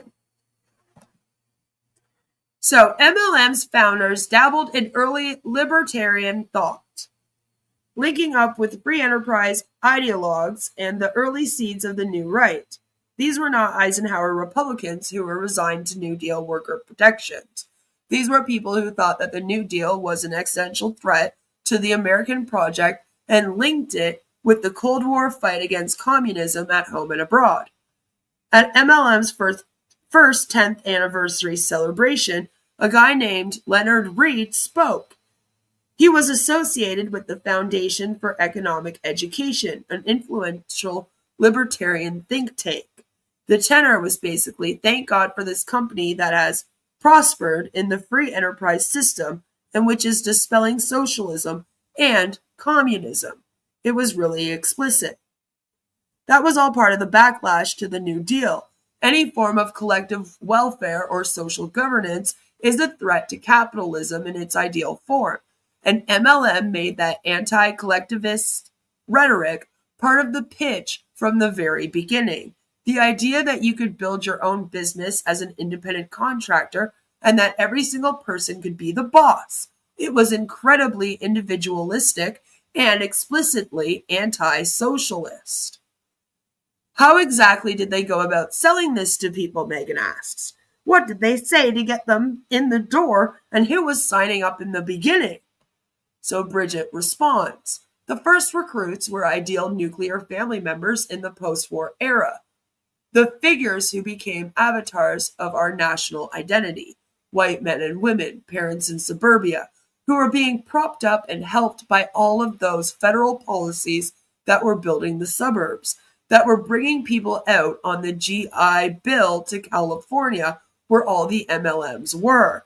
These were people who were benefiting from the welfare state that these guys hated so much. But they were also quite vulnerable to anxieties about moving up in true social class transformation. How are we going to get the house? How are we going to get the car? How are we going to secure this ideal leave it to beaver style lifestyle? I think we really overestimate how easily that suburban dream came to even those people for whom it was intended. They were always kind of striving, not quite sure they'd officially made it. White guys who were languishing in sales jobs were the primary target. And then their wives would come too. They would do a 1-2 punch where the wife would drop in during the day when the housewives were at home and leave the literature. And then the husband would come by at night and close the deal with the two couples sitting at the kitchen table. The thing that really differentiated this from a regular old direct selling pitch was the opportunity that you could be a boss, that the people you brought in would actually remain on your team, and that you could avail yourself of rewards based on their participation and not just yours. So you weren't being brought in to be a cog in someone else's machine. You were being brought in to be the top of your own machine as well as being someone else's cog. MLMs tapped into this total fantasy that even if I'm being exploited at the bottom of someone else's pyramid, I could always grow a pyramid under me. It's really a capitalist fantasy because, from the very beginning, it relied on this presumption of endless growth, which was very much in the air at the time. Coming out of World War II, the United States was going to be the world's greatest superpower, and there was always going to be growth. More people, more markets, more products. Everybody needed to get in on this moment of infinity. Although, of course, mathematically, that never works. The thing that they used to tell that story was a supposedly amazing product that people would keep buying and buying and buying. Initially, it was vitamins. Immediately, however, people started their own companies and moved on to different products because the product is not real. It's just covering up a Ponzi scheme. And those guys absolutely 100% knew what they were doing. Megan says as time goes on, these companies increasingly become scavengers at the periphery of the formal labor force. How did the demographics change from that original post-war group through the decades? And Bridget says, within less than 2 decades, women became the predominant participants in multi-level marketing. And the product shifted to women's products like makeup. That's when you got Mary Kay, who copied the plan from some of the originators but had a homespun, pseudo-feminist girl boss origin story where she claimed to have come up with it on her own, which of course she didn't. In the book, I document how her husband just worked for another MLM company. Strangely, this actually happened because women were going to work more. You might think that women who were stuck at home would be the most robust recruiting base, but that's not really true. What actually happened is that women began entering the workforce in droves. They typically worked as clerks in service or in retail, often on a part-time basis. and they wanted to supplement their income. Why did they want so badly to supplement? We were bombarded with so much propaganda in the media and pop culture that sold the idea that families needed certain consumer goods to truly participate as citizens. Do you have the latest home gadgetry? Is your family going on vacation? How often and where? Both women and men were really vulnerable to that and wanted to supplement their incomes. But women were already doing the double duty of childcare and work. So they were really primed to need a more flexible type of arrangement. And that's where MLM came in. Unlike men who worked in factories and offices, women were often not yoked to a full-time employer arrangement. So they were the people for whom the pitch was most appealing and useful. The MLMs figured this out, and they were very direct in their pitch to women. They were saying to women, you need a flexible opportunity to make some extra income for your family so you can all go on vacation, the vacation of your dreams. Megan says, now that I think we need to explain to our readers what exactly is wrong with an MLM. There are physical products, right? How is this different from any other company that just sells products on the market? How is it different? What is going on? How is it different, guys? You know? We get that all the time, right?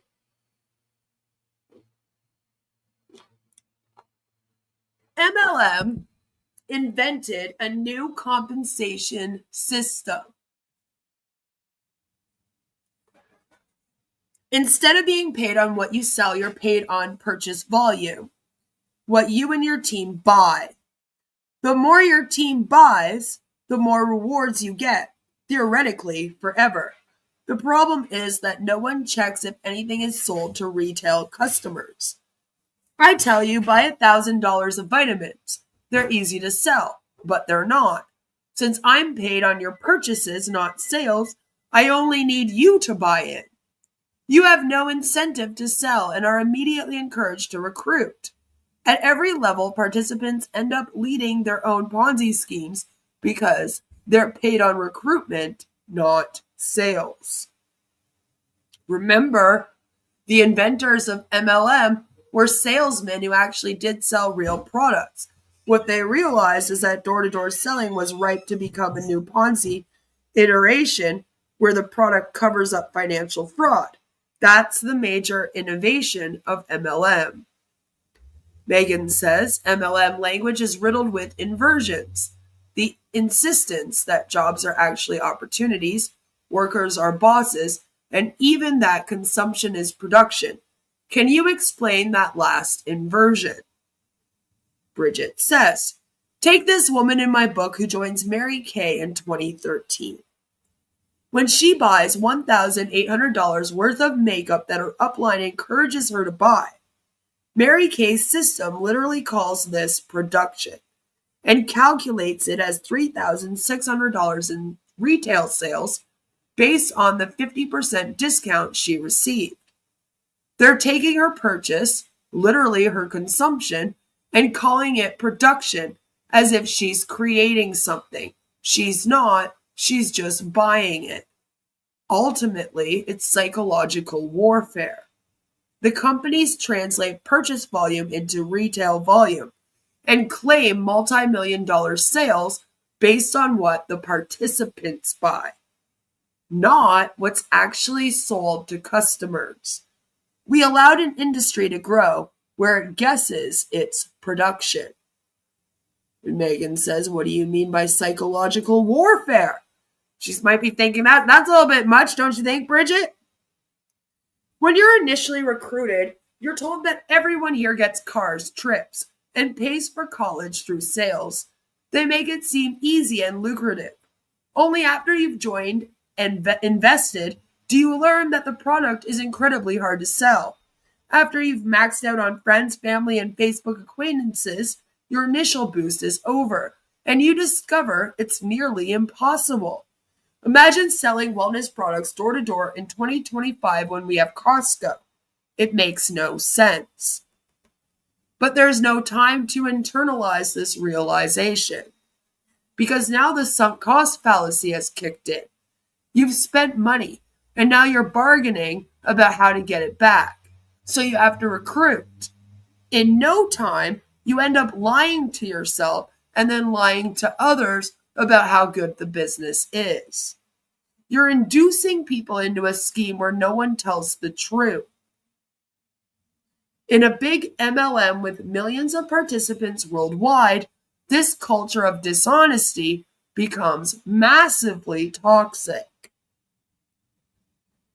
Megan says, you've called MLMs the opposite of solidarity. That makes sense when we think of it as a workforce comprised of little fake entrepreneurs rather than self-conscious workers engaged in collective self-advocacy. Bridget says, yes. The entire model is isolating by design. Every person is the top of their own pyramid in a fixed hierarchy called the downline. Talking to someone in your same position is referred to as cross-lining, and it's forbidden across MLMs. You can only pass negativity upward to your upline who's making money off you, so they'll tell you to keep going. You only pass positivity downward because you don't want to discourage your downline. I'm a union member, and this is truly the opposite of solidarity. Unions level the playing field with transparency and collective bargaining. MLMs forbid non-hierarchical relationships. Only hierarchical ones exist. If I recruit someone great, I'll always be above her taking my cut. And this is why I say, like, when they tell you you can surpass your upline, it's a lie. Because as you grow, they grow. So you're never going to surpass your upline. You just give the pyramid a wider base. It's also profoundly anti-democratic. And therefore, you would think anti-American, because no one moves up based on merit, only based on when they bought in. Because it's when you bought in. Always. Megan says one of the ironies is that it's framed in this language of perfect economic rationality, but people will go 20 or 30 years watching their bank accounts get whittled away. Why do people stay in so long despite clearly not making money? Which is a question that you guys often ask while watching on passive stuff, right? You know? I'm getting it a hardcover for my daughter. Good catch. Thank you for the suggestion. I think this will be funny to watch play out. It's a good book. So there are two levels, Bridget says.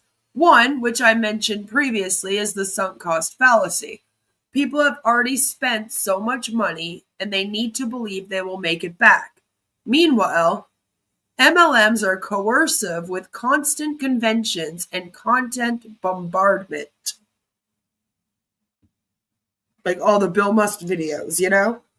You're supposed to constantly consume MLM materials. I remember them saying, before you get out of bed in the morning, watch a personal development video on your phone. And that always promises that success is around the corner. Your friends and family are probably also involved by that point. But on a larger level, the scheme is so legitimized that it seems inconceivable that it would be wrong. MLM was legalized in 1979 when Amway, run by Betsy DeVos's family, bought legal cover for this fraud.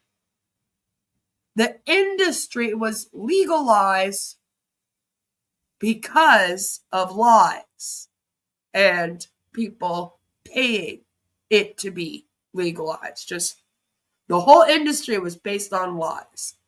Since then, it has enriched many powerful people, including Donald Trump.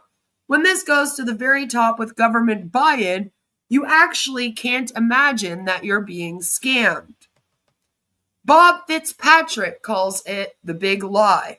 Once you accept something so big, you accept everything downstream of it. It's almost impossible for people to understand how this could flourish globally with such official sanction and be straight fraud. Not just exploitation, but actual fraud. There's a dissenter survivor network that reminds me a little of Scientology.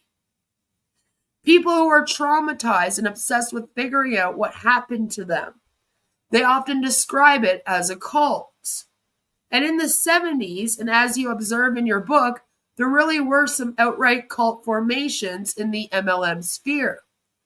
Can you talk about that? Bridget says, William Penpatrick was the most notorious practitioner. He learned the trade from NutriBio, the country's first pyramid scheme, then started his own MLM in San Rafael. He became a right-wing firebrand, ran against Ronald Reagan in 1966, was essentially a racist neocon. One of his early recruits was Werner Erhard, who started EST. The two of them hatched this idea: why waste time on MLM products when you could get people into self-development instead? Patrick started Leadership Dynamics Institute, selling seminars using large group awareness tactics, breaking people down in weekend seminars where you're berated, physically beaten, then built back up thinking you've transformed. He charged salesmen $1,000 for this. From that, we get LifeSpring, then Landmark Forum, which is a massive self-development MLM still in operation today. Meanwhile, the self-help guru Tony Robbins connects directly to MLM through his mentor, Jim Rohn, an early NutriBio executive who also worked for the MLM Herbalife. Robbins has inspired who knows how many copycats.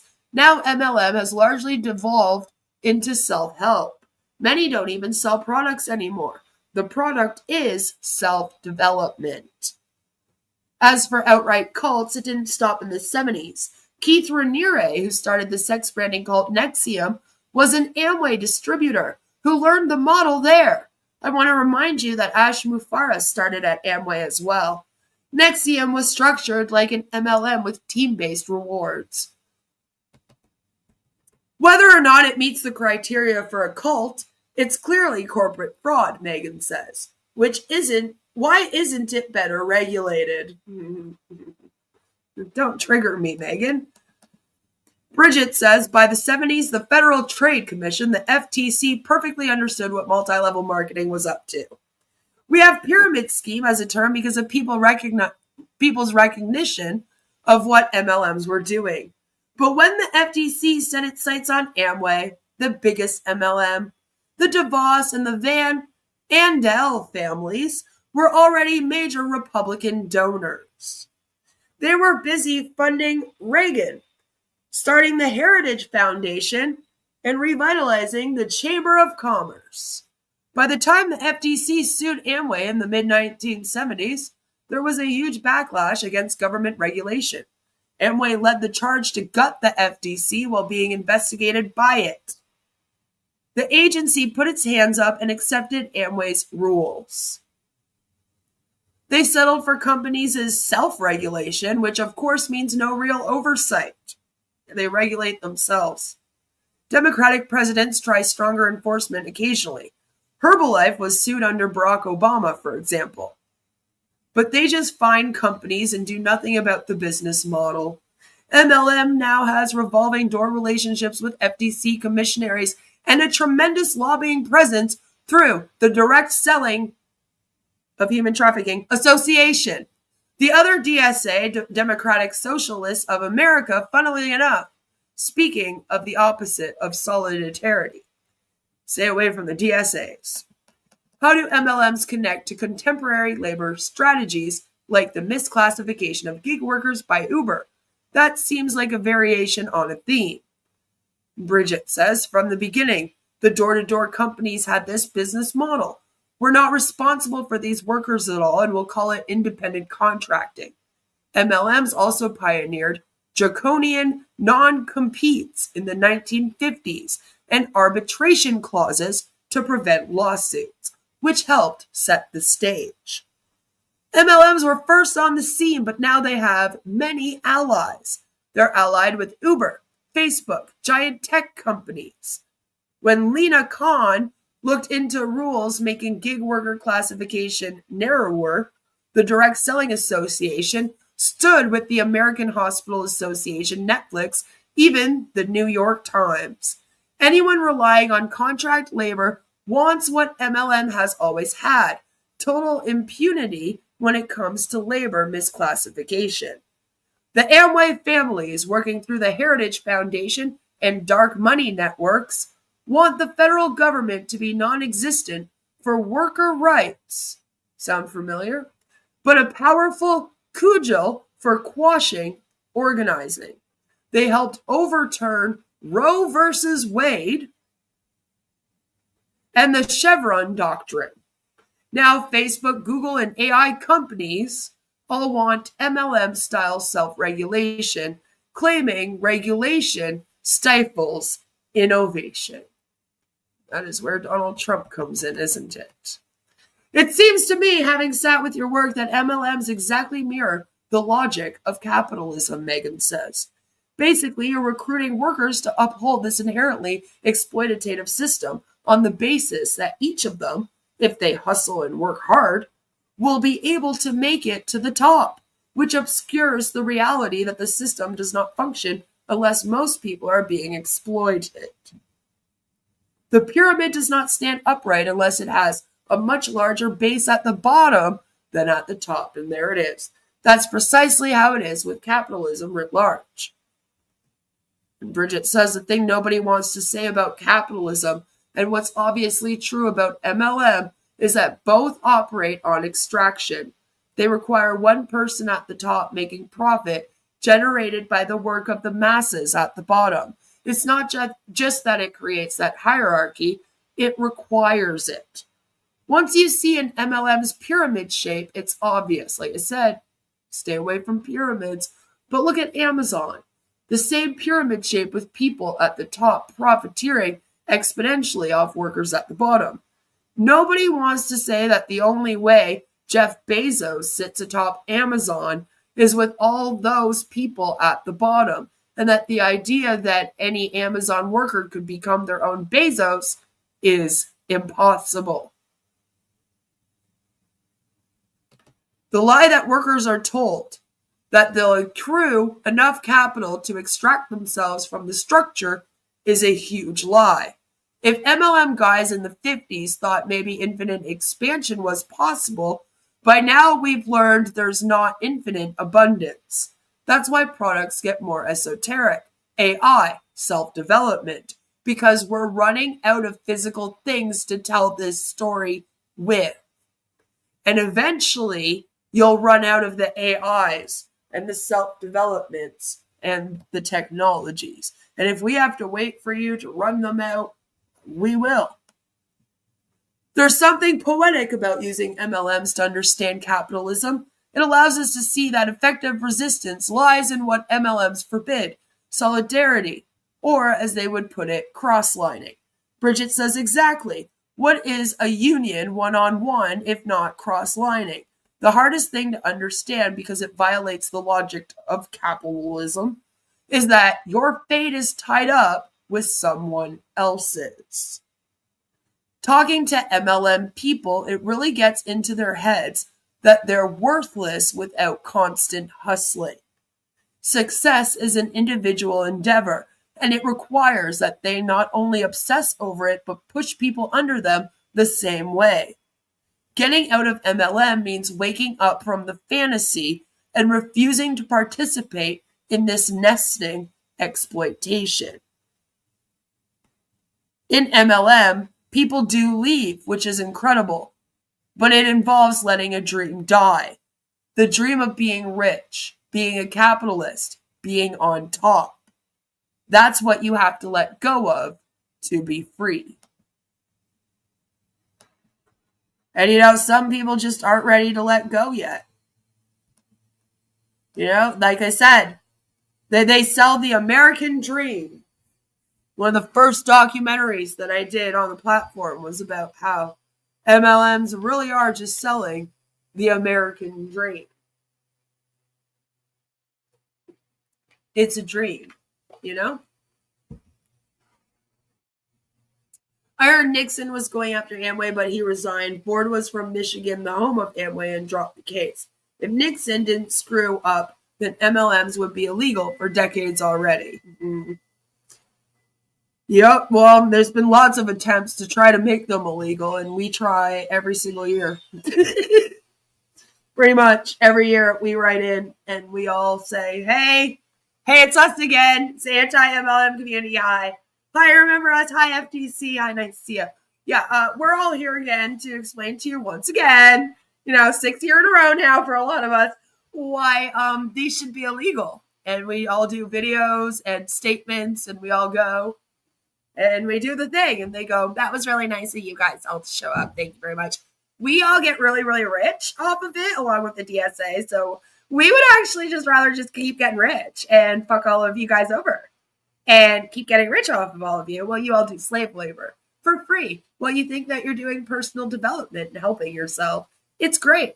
Then we go, okay, I guess we're still doing this then, and then the yearly DSA thing comes up and we go, hi, DSA. I know we don't like each other at all. But can you maybe we could change some of these laws that you have here, for the protections that you claim to give people, maybe tell Troy Dooley to shut up for a few months, and we could maybe revisit this and go, how can we make this safer for the people at the bottom in some way? Think we could switch some things around? And they go, no, we protect all of this. We all make a lot of money off of this. Why would we change it? Why should we care about the people of America? The fuck are we going to care about the people for? Fuck you guys. What, you're not a millionaire up here with us? No. Peasants. Keep working. And then we go, all right, well, we'll see you next year. And then we all write our attorney generals several times. Several times. I even write mine as well here in Canada several times. Hi, it's me again. I know, you hear from me a lot. Every few months. I know. You want to maybe explain to me why MLMs are not legal in Canada again? Can we just revisit? I am in Ottawa. This is the place to be. Yeah. No? Oh, okay. All right, well, I'll be back with another letter in another few months. All right. Talk to you then. And we just keep doing this. So, I can't say that we're not trying. We are. But, they're like, we make too much money off of them being legal. All right, we like our legal Ponzi schemes. It's great money for us. So it sucks. But we're going to keep trying. That's why we're here. We're going to keep going. Eventually, somebody has to listen. I want to end this off with a little story. A little story, if you will. A little story. Why did I not know that about Ash? Yeah, Ash started with Amway. That was the first one he was ever in. And crypto. Yeah. Crypto sucks. I have the book. It's a good read. Ponzionomics, still my fave, though, on the topic. Yes, also read that. That's another good one. Patrick Fitzgerald's Ponzionomics. Also, wish she went more into the internet MLMs and cults. Yeah, and the crypto. Yeah.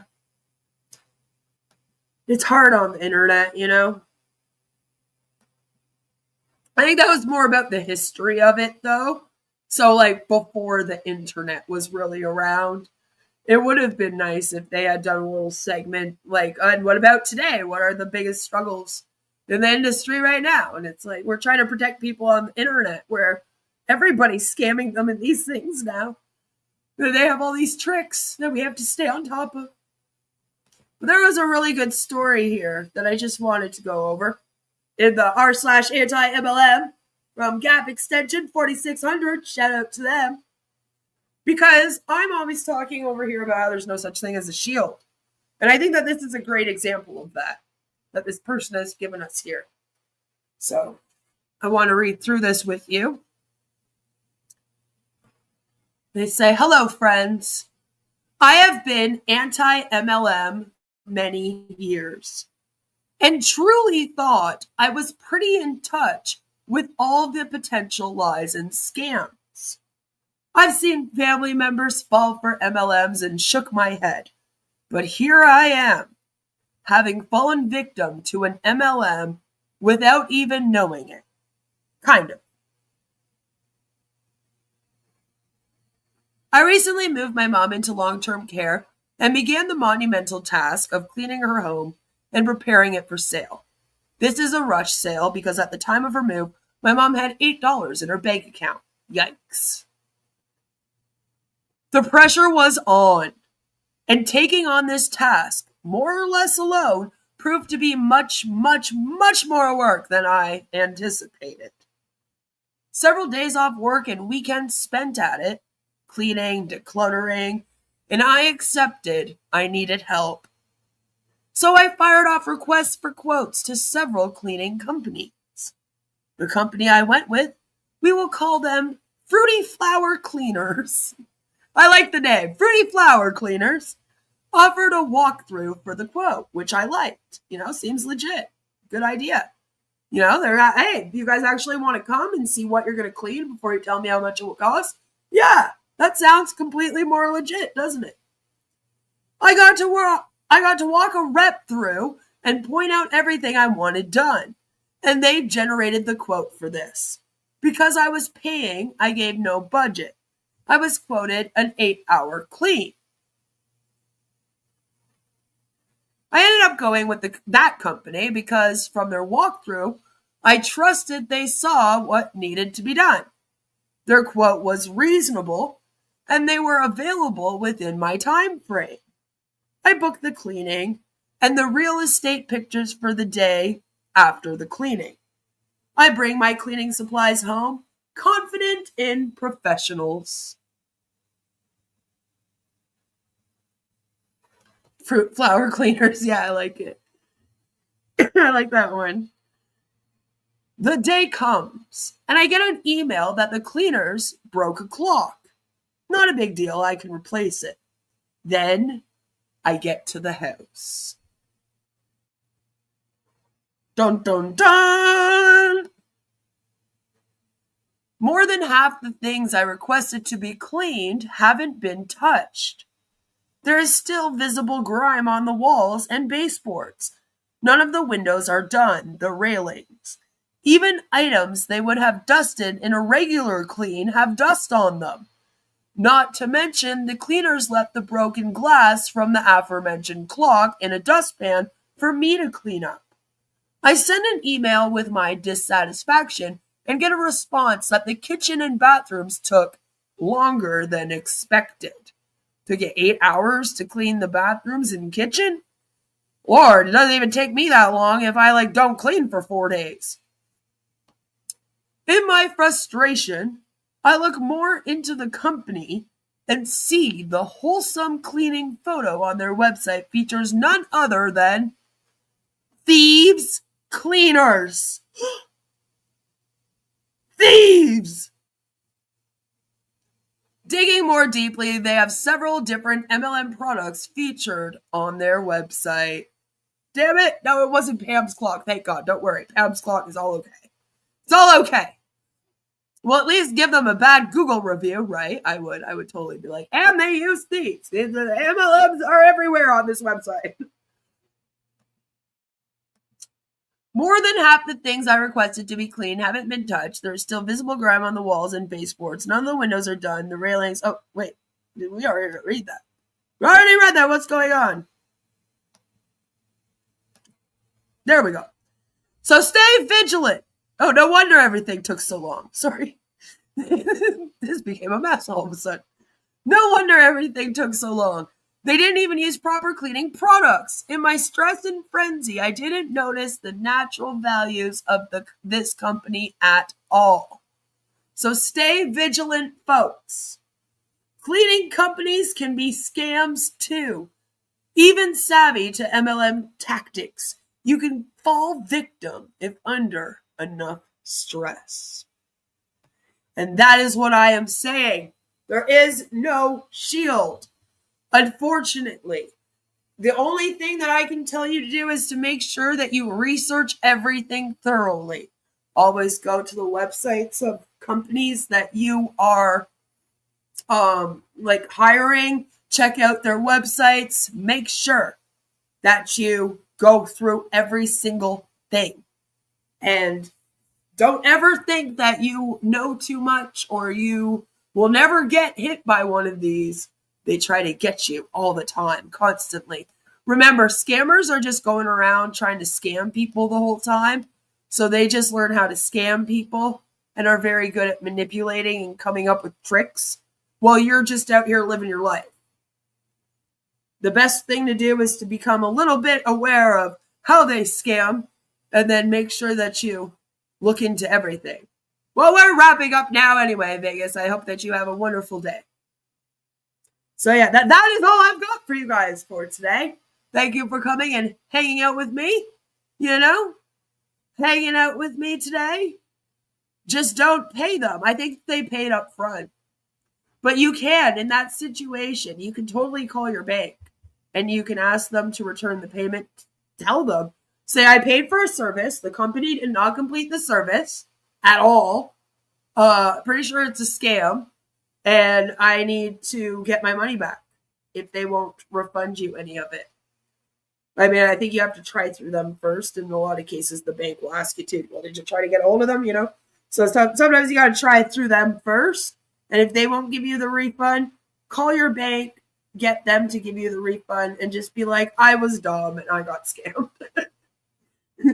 Have a sense of humor about it. Be like, I'm sorry, bank, but I did something silly today. That's what the bank is for. Like they're even trained to stop people from coming in and pulling out money for scams and stuff now, which I think is really cool. I think we need more of that. So that's it for this MLM Monday. I hope that all of you have a fabulous, amazing rest of your days. Make sure that you check out all of the other amazing multi-level marketing creators out there. There are lots and lots and lots of them. And have an amazing, fabulous rest of your evening. I will see you either tomorrow or Wednesday for another stream. I love all of your faces. Bye.